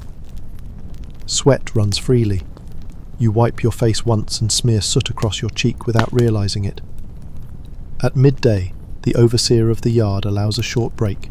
You sit against the side of the shed, the wall warm behind you. A smith offers you a piece of melon, already half eaten. You take it. The juice stings your cracked lips but cools your throat. You watch him as he sharpens a blade against a whetstone, the edge glinting like a sliver of the sun. He sees you watching and shrugs. "It doesn't stay sharp," he says, voice dry as straw. "Nothing does. The stone eats everything." You nod. He's right. Later, you are sent to sort the discarded fragments, the bent and broken blades that can't be reshaped, the handles too far splintered to repair. These are to be melted down later, returned to their basic form. There is a sadness in it. You hold one chisel in your hand, its point snapped clean away, its shaft nicked with tiny scars. You wonder who used it last, if it cracked under pressure, or simply wore out trying to shape a stone that would not be shaped. You place it in the melt basket, and it clinks against the others. By the time the sun begins to tilt westward, your face is streaked with soot, your shoulders feel like stone. But the blades are sharp now. The chisels gleam in their wrappings. Someone will hold them tomorrow. Someone will cut clean, straight lines into limestone. And then those blades too will dull. That is the rhythm of this place. Use, wear, sharpen, break, and begin again. As you leave the yard, you catch sight of the pyramid rising in the distance. From here, it looks like a mountain of fire, catching the late sun along its rough edges. You know the top is not yet complete. There are gaps still, raw corners, unfinished joins. But it gives the illusion of completion. That is enough for some. You pass a group of children gathering kindling along the wall. One of them drags a branch too large for her arms. Another carries reeds bundled in cloth. They look up as you pass, but do not speak. You nod once, they nod back. At the edge of camp, you find the water trough nearly empty. You cup what little remains and splash it across your face. It dries almost instantly, leaving behind salt and dust and the faint shimmer of fatigue. You lie down without ceremony. The ground is warm beneath you. Your hands smell of metal. You wonder, just briefly, if the blade remembers the hand that used it, or the stone that wore it down. You wake to a sound you don't recognize at first. Not the horn, not the groan of wooden sledges, nor the barked commands of the overseers, but a whisper. Human, close. Your eyes open slowly. It is still dark, just past the middle of the night. The stars overhead are clear and wide, untroubled. The whisper comes again. A boy, murmuring to someone else. You lie still and listen. This way, just for a moment, there is the soft crunch of feet in sand, careful, measured, not hurried, not yet. Two shadows slip away past the camp perimeter, silhouettes against the low embankment near the storage huts. They don't look back. You know who one of them is, the smaller one, always wrapped in that frayed blue scarf no matter how hot the day. He can't be more than 12, though it's hard to say. He works in the water crew, dashing between the rows with dripping jars, his feet always light, quicker than they should be in the heat. He rarely speaks, except to sing, low, old songs you recognise but can't place. Most think he's mad or empty-headed. You're not so sure. You sit up, not to follow, but to mark the path. Your eyes trace the trail they take, just in case they never return. By morning, they are back. No one speaks of it. Not the boy, not the older one he followed, not the others who might have noticed. That is the rule. If they come back, nothing is said. If they don't, the camp shrinks slightly. No search parties, no mourning, just an extra sleeping mat and one fewer mouth at the meal line. Today, you are assigned to platform lifting. The fourth level of the western rise has reached the stage where the stones must be perfectly aligned, not only placed, but adjusted, levelled, settled, trimmed if needed. It is surgical labour, if such a thing exists here. You are not the mason, you are one of the lifters. You use wooden levers, greased rollers, and sheer effort to raise each block by small degrees, so the craftsman can slide wedges beneath and test for evenness. The wedges are made of cedar, brought from distant forests across the sea. Too valuable to waste, they are used again and again, smelling faintly of resin even after months in the sun. The work is silent. No shouting here, no loud commands. Just gestures, brief nods, a raised hand when the block is high enough. Each stone is a dialogue between man and structure. One wrong angle, and it throws the entire line off. You grow aware of your hands again, how they've thickened. Not just from blisters or heat, but from change, from repetition, from the way they know now by feel, whether a block sits flush or not. You didn't always know this. The first time you touched limestone, you didn't know how it would sound when struck, how it would crack, where it would flake. Now your body knows before your mind does. You feel the memory in your fingers. At midday, there is a pause. The stone has cracked, not all the way through, just a hairline fracture near the lower corner, enough to destabilize its weight. The mason sees it and stops all movement. You and the others step back. One of the supervisors kneels beside it, fingers brushing the line of damage. There is a moment of quiet. Then, the command is given. Remove it. Replace it. The groan this time is not from the stone, but from the men. The work just done must be undone. The block must be lowered, rolled back down the ramp, discarded or repurposed for lower terraces, and a new one brought in its place. You spend the rest of the afternoon reversing the labour of the morning. By the time it's done, the sun is a burnished plate low in the sky. You sit on a tall crate and sip from a shared jar of water, the rim gritty against your lips. The boy with the scarf passes nearby. He doesn't look at you, but you feel the shadow of his glance. The scarf is still wrapped around his neck, though it must be suffocating in the heat. You wonder where he went. why he came back. As dusk settles, the foreman allows a slow walk down to the river's edge. Not for rest, for sand. The water crews need more to mix with the gypsum. You volunteer, you need to move. The Nile glows beneath the sky, soft pink and blue, as though someone painted the whole world and forgot to finish. The reeds rustle with the breath of birds, low and hidden. You squat at the bank, fill your basket with wet sand, and pause. A boat drifts past, too far to see clearly. A trade vessel, perhaps, or a scribe's ferry. You catch a glimpse of white linen, the shape of a carved prow, and then it's gone. The others speak of escape sometimes, fleeing into the desert or downriver, vanishing into the hills, but they also speak of the punishment, the capture, the rope and the whip, and the collar of stone around the neck for a week in the sun, and the truth that no one really knows where to go. This place swallows direction. You are from somewhere once, a name, a village, maybe a mother, but now you are from the pyramid. That is where your hands belong. That is where your body has shaped itself to fit. You look up. The moon is rising, silver and clean, above the dark lines of unfinished stone, and for a moment, just one, you wonder what the pyramid will look like when it's done.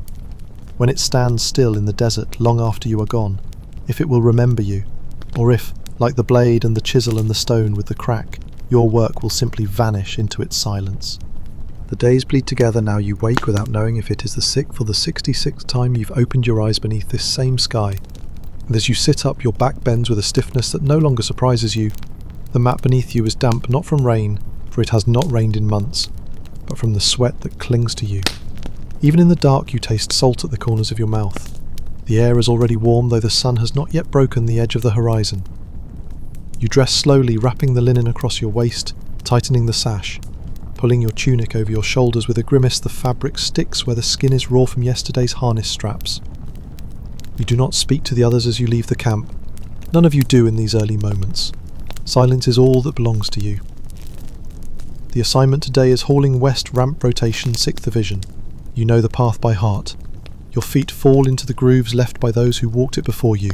Thousands of steps ground into the slope by men whose names you will never know, and who will never know yours. The overseer waits by the supply tent, tallying ropes and sledges. His voice is sharp but not cruel. He is not one of the cruel ones.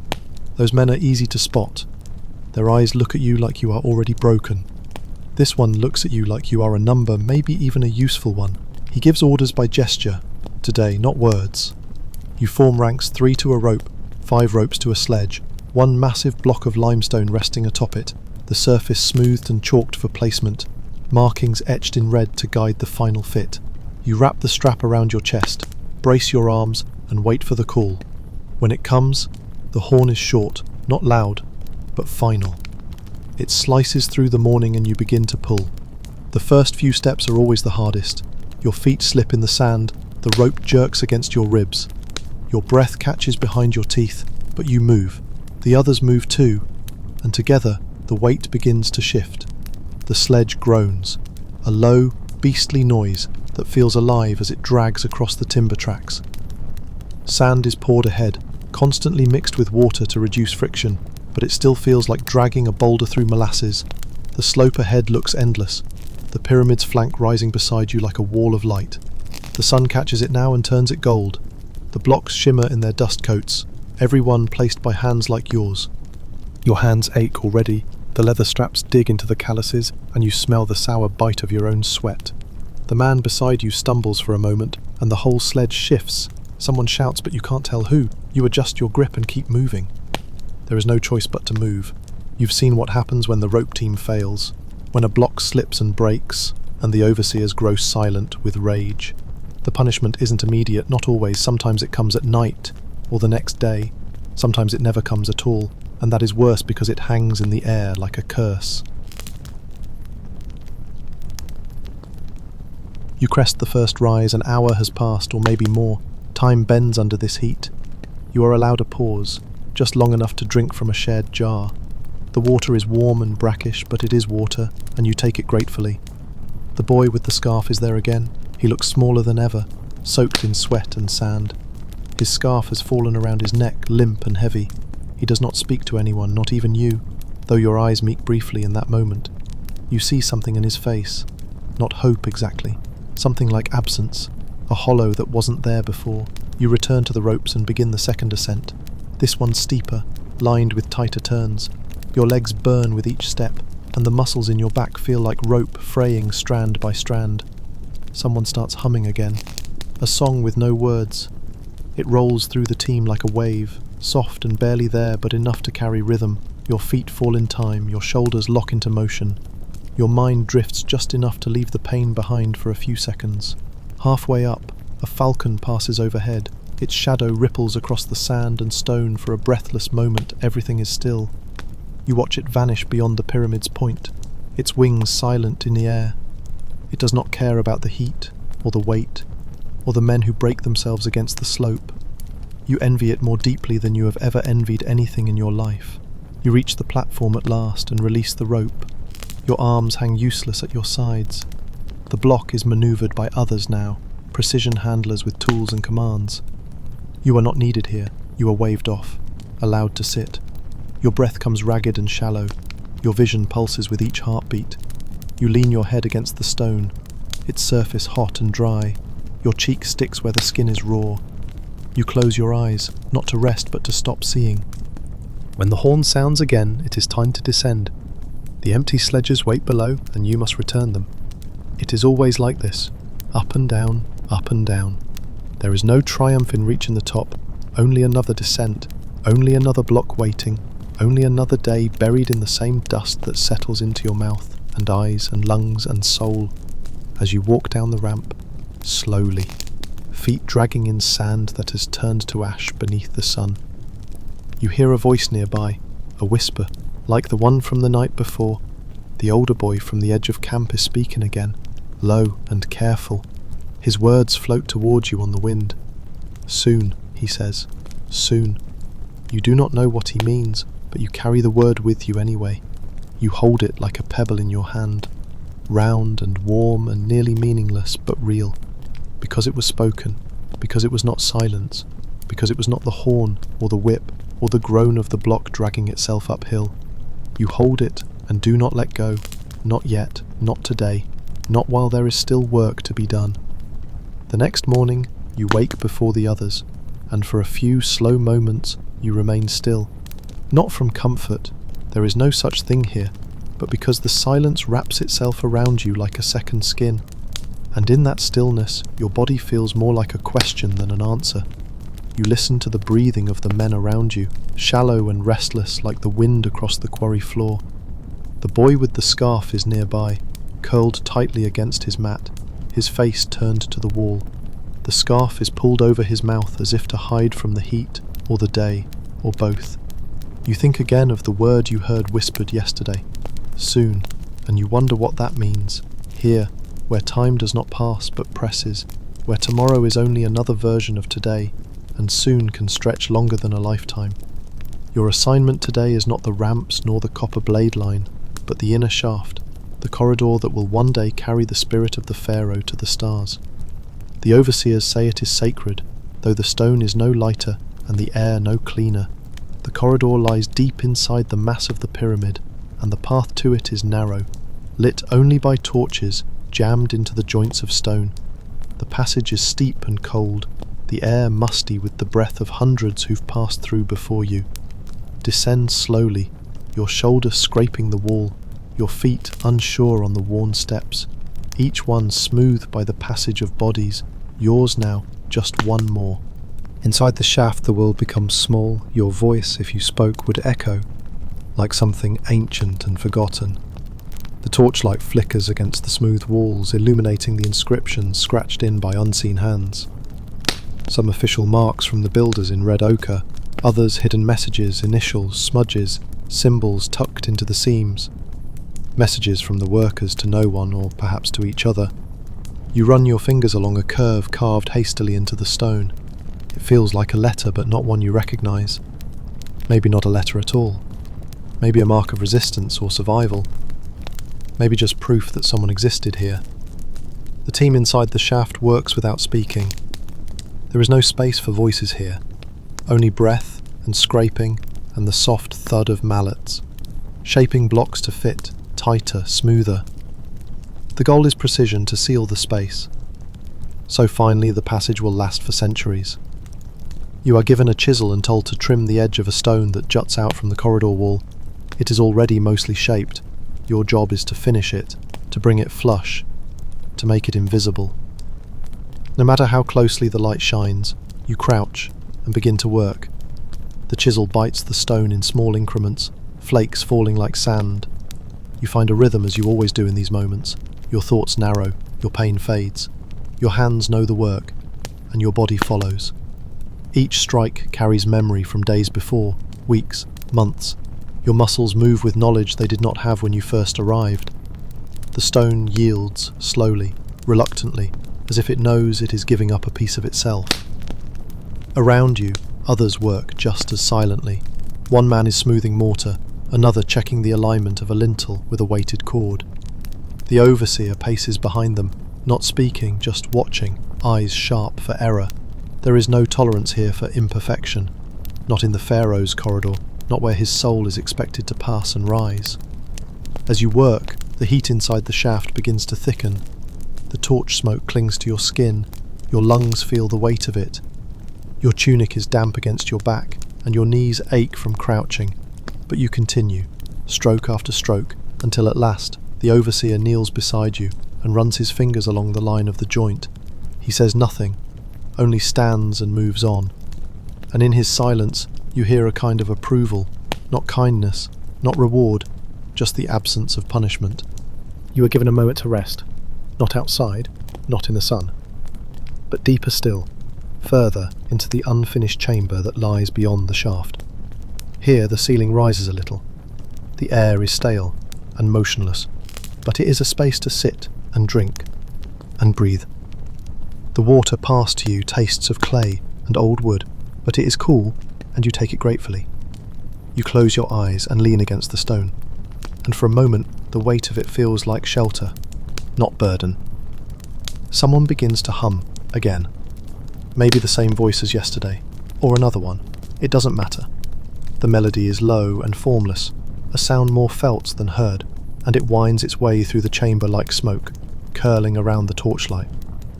You do not know the song, but you know what it means. It means we are here. It means we remember, even if no one else will. You open your eyes and see a small shape carved into the stone beside you. Not a hieroglyph, not anything official. Just a little bird with crooked wings, etched in with a sharp tool, or maybe a fingernail. It is barely visible, but it is there. A bird in a sealed tomb, a dream of flight, in a place where no one can rise. By midday you are pulled from the chamber and returned to the surface. The light blinds you at first. The heat slaps your face like an open hand, and you stagger slightly as you adjust. It is always like this after the shaft. The world outside. Too large, too loud, too bright. You walk toward the shade and sit, alone, your skin coated in dust, your eyes still blinking against the sun. The boy with the scarf passes nearby again. His scarf is now tied around his head like a band, his eyes shaded, but alert. He glances at you this time, and this time he nods. And then he is gone, walking fast in the direction of the overseer's huts, but not toward them, around them, into the narrow paths between tool shelters and storage sheds. He moves like someone who already knows the way. You think again of the word soon, and you wonder if this is what it meant. If it is now, or later, or never, or something else entirely. And you wonder if you will ever say it out loud, or if you will only carry it with you inside, like the little carved bird on the wall. A quiet defiance in a world built of stone. Dawn breaks unevenly, spilling light in slanting rays across the camp. The shadows of tents stretching long and thin over the packed earth. You wake with a familiar ache, your muscles stiff as broken reeds, your skin tight from yesterday's sun. The air is already heavy, thick with dust and the faint scent of resin from the torches still smouldering near the stone stacks. Somewhere nearby, a low voice murmurs a prayer or a warning, it's hard to tell, while the occasional clatter of wooden tools being arranged breaks the stillness. You lie still for a moment, tasting the dry dust on your tongue, feeling the weight of the day to come settle on your chest like the stone blocks waiting to be moved. The overseers appear swiftly, their figures cutting sharp lines across the soft light. One of them carries the whip, coiled leather glinting faintly, a constant reminder that the smallest mistake can turn the day to pain. You rise slowly, wrapping the coarse linen about your waist, your fingers raw where the rope straps have rubbed all week. Today, you are assigned to the eastern quarry, a place where the stone is rougher, the air heavier with the scent of crushed limestone. The journey there is long, the path marked by the worn footprints of thousands before you, dust rising in soft clouds with every step. As you walk, you hear the snap of the whip behind you, sharp, sudden, a warning aimed at a man who stumbled, the crack like a starburst in the morning quiet. No words follow, only the dull thud of the man collapsing, silent except for the ragged breath that escapes him. You feel the pull of the ropes in your hands, the pressure of the harness across your shoulders. The stone blocks are heavier here, shaped crudely but no less necessary. The overseer barks orders in clipped tones, demanding speed, precision, endurance. You work, muscles burning, sweat stinging your eyes. Every movement a strain against the weight and the relentless sun. Occasionally you glance toward the boy with the scarf. He moves like a shadow, weaving between the men, silent but watching, his eyes reflecting something unspoken. Fear, hope, defiance? The afternoon brings little relief. The overseers grow restless, their patience thinning as the blocks scrape and groan over the sand. A man falters, and the whip lashes out again, slicing through the air, a harsh punctuation that leaves bruises and silence. Yet beneath the harshness, there is a fragile rhythm to the work, a grim dance between stone and flesh, punishment and perseverance, despair and the faintest flicker of endurance. As the sun dips low, painting the sky with bruised purples and dusty golds, you feel the day's toll press deep into your bones. The overseers begin their final rounds, eyes sharp, hands ready to strike. The boy with the scarf disappears into the shadows near the storerooms, his figure swallowed by the lengthening dusk. You watch the horizon where the pyramid's silhouette rises, a monument of sweat and blood, casting long shadows over the desert floor, timeless and indifferent. The whip lies coiled and waiting, the sun's last light glinting off its worn leather as the camp settles into uneasy quiet. The morning air is still, heavy with the scent of dry earth and crushed limestone, as you stand in the shadow of the towering pyramid, its smooth face catching the first pale light of dawn. Around you, the camp stirs slowly, men stretching stiff limbs, whispering in hushed tones, eyes tired yet watchful. You feel the rough weight of the day settle upon your shoulders once more, the familiar ache in your back and legs a constant companion. Today, you are assigned to the task of smoothing the outer casing stones, a delicate, painstaking job requiring precision and endurance. The overseers cluster nearby, their eyes sharp, watching every move for signs of weakness or error. The blocks you work on are quarried far from here, brought on sledges, and laid carefully to create the pyramid's gleaming surface, a face that must reflect the sun's rays perfectly. As you trace the worn edges of a limestone block with your fingers, your skin rough and cracked, you think of the hands that carved this stone, and the hands that will one day touch it after you are gone. Nearby, the boy with the scarf moves silently between the workers, carrying jars of water, his scarf now faded and tattered but wrapped tightly around his head like a crown. Occasionally his dark eyes meet yours, full of something wordless, perhaps a question or a warning. The overseers' voices rise and fall like distant thunder, their sharp commands cutting through the air, yet beneath their harshness there is a strange rhythm, a pulse that binds the men together in silent endurance.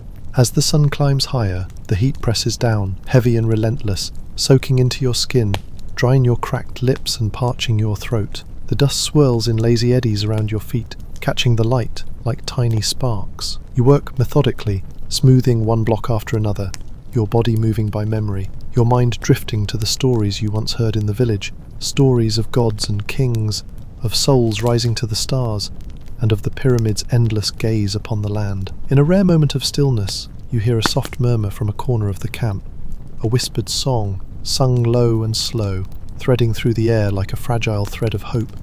You pause, letting the sound wash over you, a quiet reminder that even here, beneath the shadow of stone and toil, The human spirit murmurs softly, refusing to be silenced. As afternoon fades toward evening, the shadows lengthen and cool air stirs briefly, a reprieve from the unyielding sun. You glance toward the horizon, where the pyramid looms like a sleeping giant, its jagged edges softened by distance and fading light. The boy with the scarf disappears into the maze of tents, his figure swallowed by the gathering dusk, leaving behind a whisper of movement and the lingering question of what waits beyond this day, this labour, this endless horizon of stone. The morning dawns slow and shimmering like a mirage, the desert heat already pressing down before the sun fully rises. You wake in the cramped tent, the coarse linen walls humming with the sounds of men stirring, their breaths shallow, their bodies heavy with exhaustion. Your skin feels dry, taut, cracked where sweat has baked and dirt has settled into every crevice. As you rise, you feel the familiar sting of rawness beneath your harness straps, a reminder of the labour to come and the unyielding weight of each stone you will move today. Outside the camp is a tapestry of shadow and light, the long wooden sledges resting against the rough poles, the towering stacks of limestone blocks shimmering faintly in the early glow, the figures of overseers moving like watchful hawks among the men. The air tastes of dust and sweat and something more elusive, a mingling of fear, resignation, and the faintest glimmer of hope that perhaps today will be different. You join the line by the eastern ramp, where the day's first task awaits, hauling a massive block up the steep incline, the surface still rough and unshaped, a raw piece of earth itself. The ropes are thick and coarse against your palms, the leather harness biting into your shoulders and chest as you brace yourself. The overseer's sharp whistle cuts through the morning air, a sudden crack that starts your muscles into motion, bodies leaning into the ropes as one. At first the block moves with a groan, the wooden runners scraping against sand and stone, each step a brutal contest between human will and the stubborn weight of the earth. Your legs tremble beneath you, the sun climbing higher, its rays relentless as they press down, turning sweat into salt that stings your eyes and lips. Around you, the chorus of groans and grunts rises in a rhythm both savage and necessary. The overseer strides alongside the line, his eyes cold and unyielding, the whip coiled at his side, ready to punish the slightest falter. A man stumbles, his foot caught in a divot, and the whip snaps like thunder, slicing through the air to land cruelly across a shoulder. The man cries out, clutching at the wound, but the line must not break. You tighten your grip and lean harder, willing the weight to move, willing your body not to give in. The boy with the scarf is near, his face pale beneath the dusty cloth, wrapped tightly around his head. He does not speak, but watches, eyes sharp and restless, as if counting the moments between blows, between breaths, between the passing of hope and despair. The ascent feels endless, the slope steep and unforgiving, the sun's heat a constant companion, like the stone that presses against your flesh. Time bends here, minutes stretch and snap back like brittle branches, hours collapse into moments of pain and silence and motion. When at last you reach the plateau, your arms shake uncontrollably, your breath comes in ragged gasps, and you collapse onto the hot ground, the block finally still behind you. The overseer does not speak, he only watches, eyes narrow, before giving the silent signal to prepare for the next haul. There is no rest, only the fleeting shadow of one task replaced by the looming presence of the next. As you lie there, chest rising and falling unevenly, you feel the sharp sting of tears, not from pain, but from something deeper and more elusive, a grief for a life spent dragging stone beneath the indifferent sun, for the weight carried not just on your shoulders, but in your bones and heart. Yet beneath this heavy burden, a quiet ember flickers, a fragile thread of hope that tomorrow, somehow, the day might break differently, the load feel lighter, the shadows shrink. The boy with the scarf disappears into the camp, his form swallowed by dust and heat, leaving you alone with the fading light and the steady beat of your own heart beneath the stone and sun. The sun sinks behind the horizon, bleeding deep reds and bruised purples across the sky, and the harsh glare of the day softens into a gentle gloom that drapes the camp like a heavy cloth. The air cools slightly, but remains thick with the dust stirred up by the day's work, dust that settles into every fold of your skin and creases of your clothes. Around you, the men move sluggishly, their limbs stiff and trembling from exhaustion, faces coated with the grime and sweat of relentless labour. There is no cheer or relief here, only a tired resignation, as everyone seeks whatever small comfort the night might offer. You lie on your mat outside your tent, staring up at a sky swirled with faint stars, whose light barely penetrates the haze and dust. The camp is quieter now, the voices muted, replaced by the distant groan of settling stone and the occasional murmur of the overseers making their rounds. Your muscles ache deeply, and your body feels heavy as if the weight of the stones you hauled today has fused itself to your very bones. Despite this weariness, sleep does not come easily. The memories of the whip's crack and the man who fell echo in your mind, mingling with the soft, almost inaudible whispers of the boy with the scarf, whose eyes still haunt your thoughts. You reach out to adjust the cloth wrapped around your waist, fingertips grazing the worn leather strap that has begun to fray, a small testament to the endless days of toil. Somewhere near the edge of camp, a faint chant rises, soft, low, a voice threading through the darkness. It is not a prayer you know, nor a song with words, but something that seems older than the stones themselves, a mournful lullaby that carries both sorrow and a hint of defiance. You close your eyes and let the sound wash over you, imagining the distant river Nile flowing endlessly beyond the desert sands, its waters cool and steady, a silent witness to your suffering. For a moment you feel a strange kinship with the water, its endless flow a quiet rebellion against the heat and the dust and the stone that seek to trap you here. The shadows lengthen and mingle as the night deepens, and the camp settles into uneasy stillness. The overseer's footsteps pass nearby, faint and deliberate, reminding you that even in darkness there is no escape from their watchful eyes. Your breath slows, heavy and uneven, the ache in your body blending with the ache in your soul, both hard and persistent. You think again of the word soon whispered days ago, a word fragile as a whisper but stubborn as the stone you move, and though hope feels distant and almost impossible, it still flickers quietly in your chest like a dying flame refusing to be extinguished. Before the sun rises fully, the camp is already stirring with the faint clatter of wooden tools and quiet, weary footsteps. The sky is a pale grey wash that promises heat yet to come, and the air is cool but carries the scent of stone dust and dry earth. You move through the shadows between tents, feeling the stiffness in your joints, the lingering ache from yesterday's labour, settling like a dull weight in your limbs. Today your work takes you back to the quarry itself, a vast expanse of cracked limestone cliffs and jagged rock faces where the raw material for the pyramid is cut and shaped. The quarry is a harsh place, more than just a source of stone. It is a crucible of sweat and pain, where the line between man and stone begins to blur. You follow the path that snakes toward the cliffs, the ground uneven beneath your feet, each step stirring up small clouds of dust that shimmer faintly in the early light.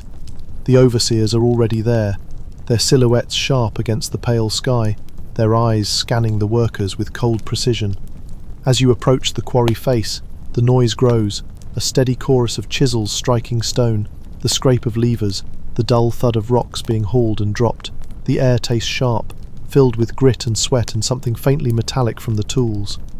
You take your place among the men, wielding copper chisels, the metal dull and soft against the unforgiving limestone, each strike sending tiny fragments flying, the sound rhythmic and relentless.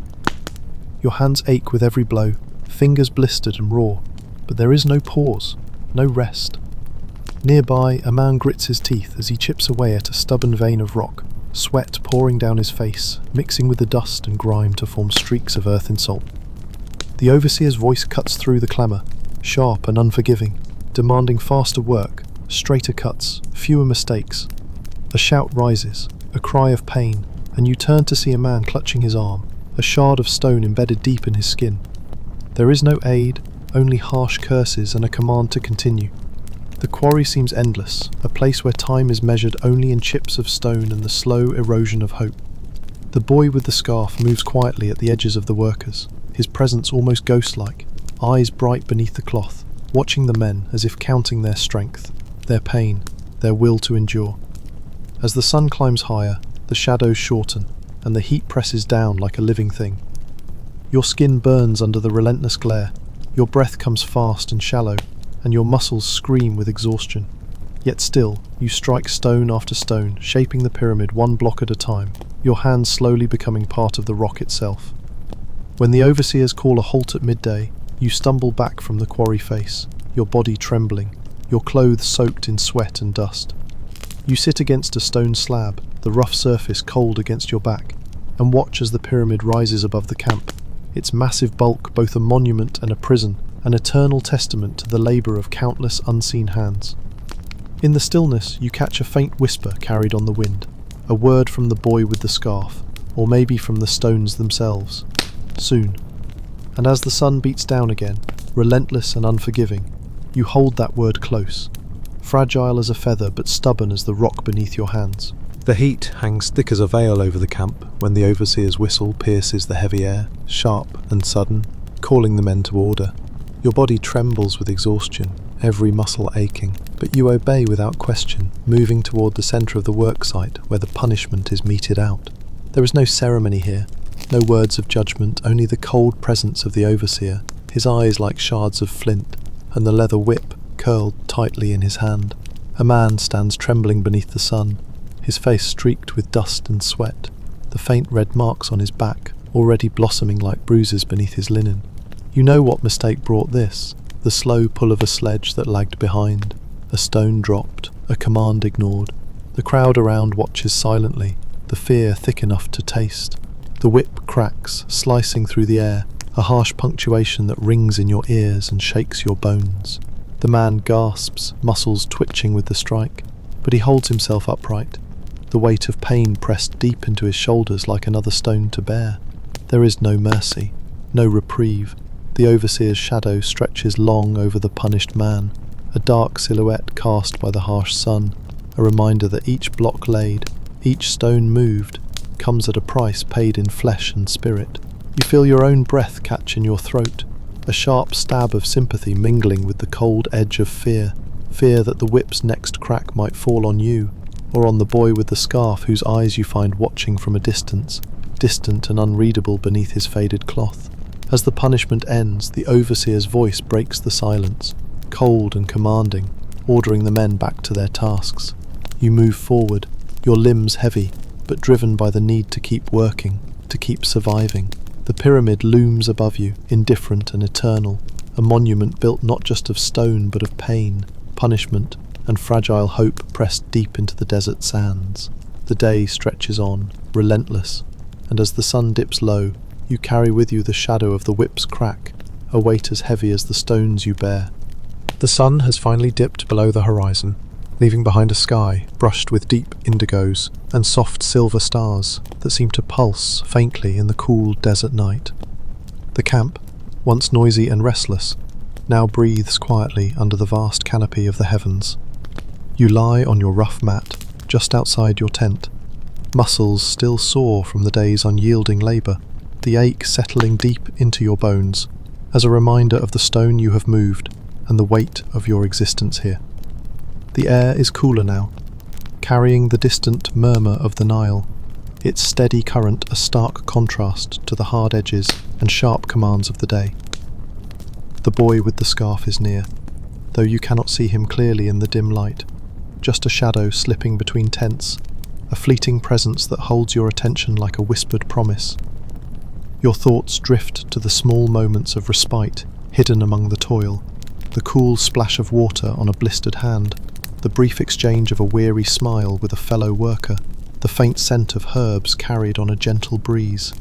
In the stillness, your mind conjures distant images, the lush banks of the river far away, the murmurs of villages untouched by stone and whip, the soft laughter of children running through fields you may never see again. Despite the exhaustion and the pain, there is a fragile ember within you, an ember fueled by whispered dreams and unspoken hopes. You imagine a future where the pyramid stands not as a prison of endless labour, but as a monument to endurance and spirit, where the memory of your work is carried not in bruises or scars, but in stories told under gentle skies. As your breathing slows and deepens, the shadows lengthen and blend with the night, the stars above seeming to watch silently over you and the camp. The boy's scarf flutters faintly in the night breeze, a silent sentinel amid the quiet murmur of dreams beneath the desert stars. Dawn creeps quietly over the desert, a soft, muted light filtering through the thin canvas of your tent. The air is cool and carries a faint trace of the river's distant flow, mingling with the ever-present dust and the lingering sweat from the previous day's toil. You rise slowly, your body heavy and bruised, joints stiff from the endless strain, every movement a quiet testament to the countless hours spent beneath the unforgiving sun. Outside, the camp is already alive with the murmurs and rustling of men preparing for another day.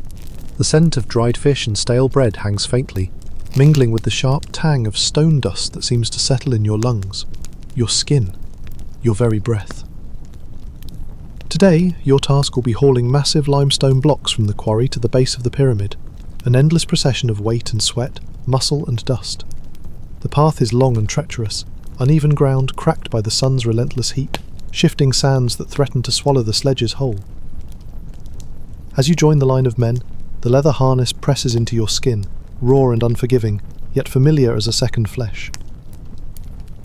The overseer's sharp commands cut through the morning air like knives, setting the pace, demanding strength, obedience. The sun climbs steadily, relentless in its glare, and the air grows thick with heat, wrapping around you like a suffocating blanket. Each step forward is a battle, your feet dragging through the sand, your arms trembling under the strain of the ropes, your breath coming fast and ragged. The stones scrape and groan over the wooden sledges, a slow and cruel song of labour etched deep into the desert. The overseers move among you like dark shadows, eyes sharp and unforgiving. The whip remains coiled at their sides, a constant threat, a reminder that even a moment's weakness will be met with pain. When a man falters, the whip cracks, sharp and sudden, echoing across the barren landscape, a sound as old as the stones themselves. The man cries out, but there is no time to pause, no space for mercy. The line tightens, muscles coil, and the procession presses forward once more. The boy with the scarf is nearby, a silent figure moving like a whisper between the men, his eyes bright with something unreadable, fear, hope, or defiance. Your body burns, sweat streaming down your face, mixing with dust and tears you dare not shed. You think of your home, of distant fields and flowing rivers, of a life that seems as fragile and distant as the desert stars now fading behind the dawn. Yet beneath the weight of stone and sun, a quiet ember of hope endures. The pyramid rises steadily before you, a monument not only to kings, but to the countless unseen souls who shaped it, who bore its burden with quiet, unyielding strength. As the day stretches on, endless and unforgiving, you carry the weight of stone and time alike, each step a story etched into the earth, a chapter in the silent history of sweat and endurance beneath the burning desert sky. The afternoon sun sinks lower now, casting long shadows that stretch like fingers across the camp, softening the harsh outlines of tents and stone alike. Your body is fatigued beyond words, limbs trembling under the relentless strain, yet your hands still find work to do, smoothing rough edges, adjusting the ropes, preparing for the next grueling haul. The overseers patrol the site with their usual cold detachment, but amid their stern faces you catch a rare flicker, a momentary softness in the eyes of one man, a glance that lingers a fraction too long on a fellow worker struggling beneath the weight. It is a fleeting thing, almost imperceptible against the backdrop of discipline and fear, but it stirs something in you, a fragile reminder that even here, amidst the brutality and endless labour, traces of compassion can survive. Nearby, the boy with the scarf pauses beside a fallen worker, offering a quiet word or a helping hand, small acts of kindness wrapped in whispered caution. His eyes meet yours briefly, carrying an unspoken message, a silent solidarity. As the sun dips further, the air cools, and a gentle breeze stirs the dust, carrying with it the distant sound of laughter from the riverbanks, faint and elusive, like a memory of freedom.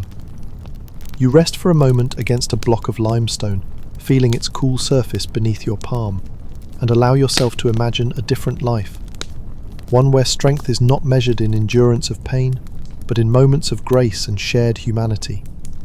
The pyramid towers above you, indifferent yet eternal, but beneath its shadow, the flicker of compassion kindles quietly, a soft light against the encroaching darkness.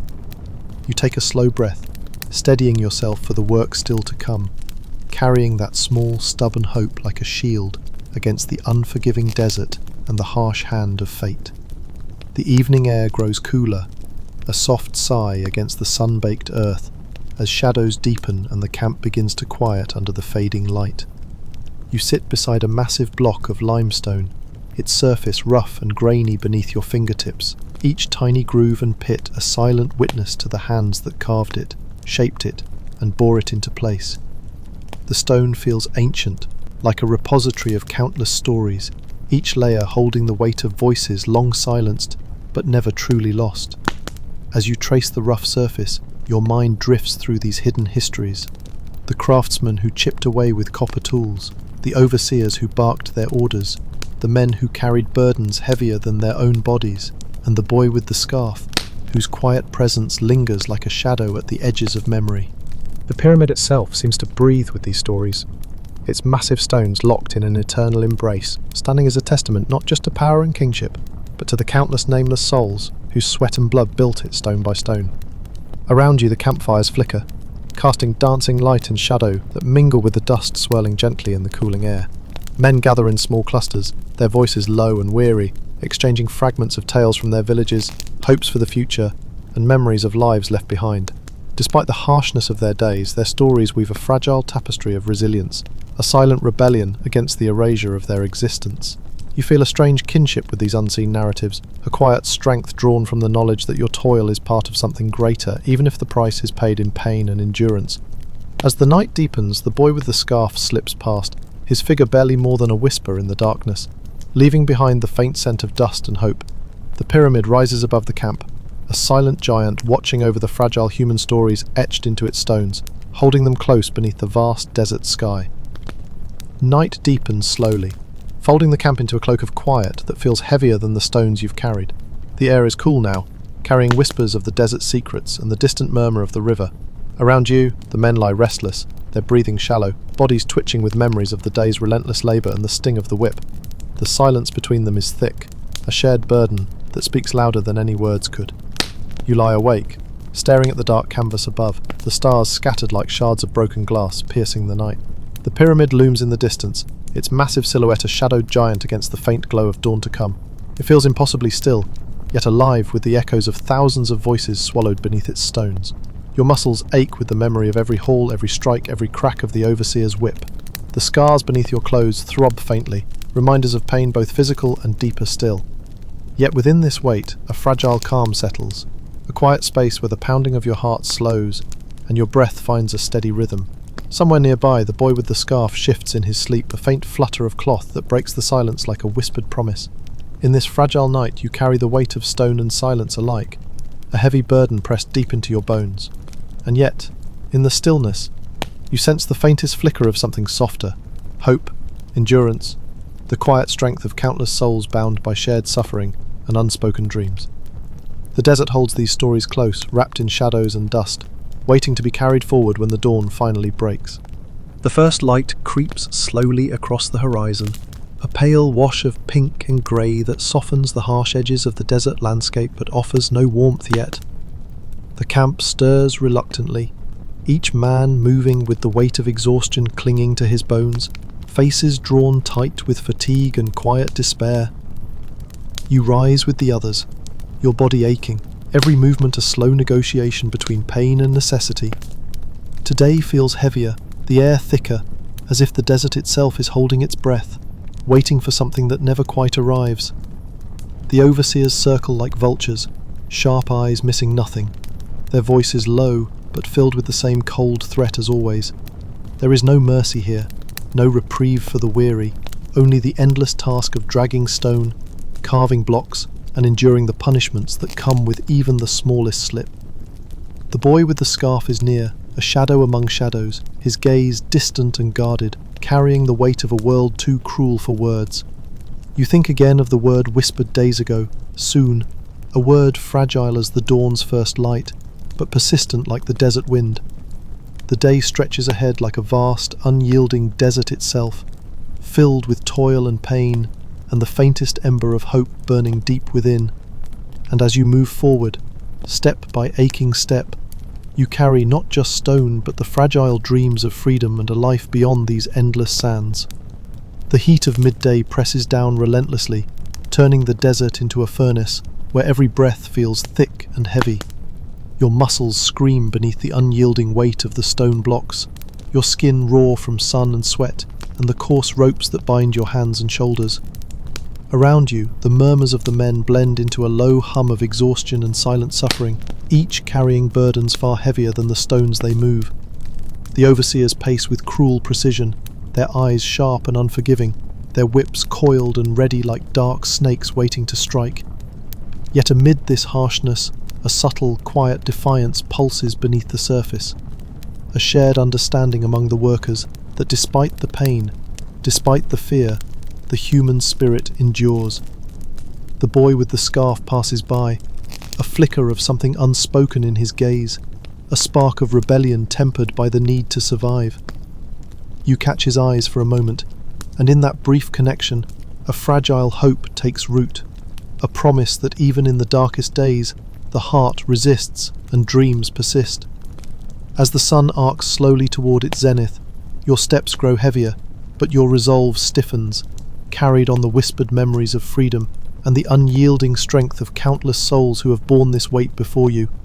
The pyramid rises steadily above, a monument not only of stone but of endurance, pain, and the quiet defiance that no whip can break. As the sun begins its slow descent, casting a golden glow that bathes the camp in a softer light, there is a moment, fleeting but profound, when time seems to pause. Your body is battered and exhausted, every muscle screaming from the endless days of labour, yet beneath the fatigue lies a steady, unyielding flame. The pyramid stands before you, its immense stones stacked with painstaking care, each block a testament to the sweat, the pain, and the perseverance of countless hands. Around you, the men move with quiet determination, their faces etched with weariness, but also with a stubborn strength that refuses to be extinguished. The overseers are present still, their watchful eyes sharp, but for now, the urgency of punishment gives way to a solemn rhythm of shared endurance. The boy with the scarf slips past once more, a silent shadow threading through the camp, his gaze steady and knowing, carrying the weight of unspoken stories and fragile hope. You feel the cool evening breeze lift the dust around you, mingling with the faint scent of distant river reeds and the soft rustle of palm fronds. It is a reminder that beyond the desert's harsh grasp, life flows quietly, persistently, an enduring pulse beneath the shifting sands. In this moment, you hold within you the stories of those who have laboured, suffered and dreamed here, stories woven into the very fabric of the pyramid's stones, and though the days ahead will bring more toil, more pain and more silent struggles, the flame within you endures. It is the flame of survival, of hope, of a spirit unbroken by the weight of stone or the sting of the whip, a flame that will outlast even the greatest of monuments, flickering quietly beneath the endless desert sky. Thank you for journeying through this day with me, stepping quietly into the lives of those who shaped one of history's greatest wonders with their hands, their sweat, and their unyielding spirit. As you settle deeper into your cozy space now, carry with you the gentle echoes of endurance and fragile hope we've shared, reminders that even in the hardest of times, there can be strength and quiet resilience. Let your breathing soften, your muscles relax, and your mind drift away like desert sands carried on a warm, peaceful breeze. May your sleep be deep and restful, wrapped in calm and gentle dreams. Until next time, rest well.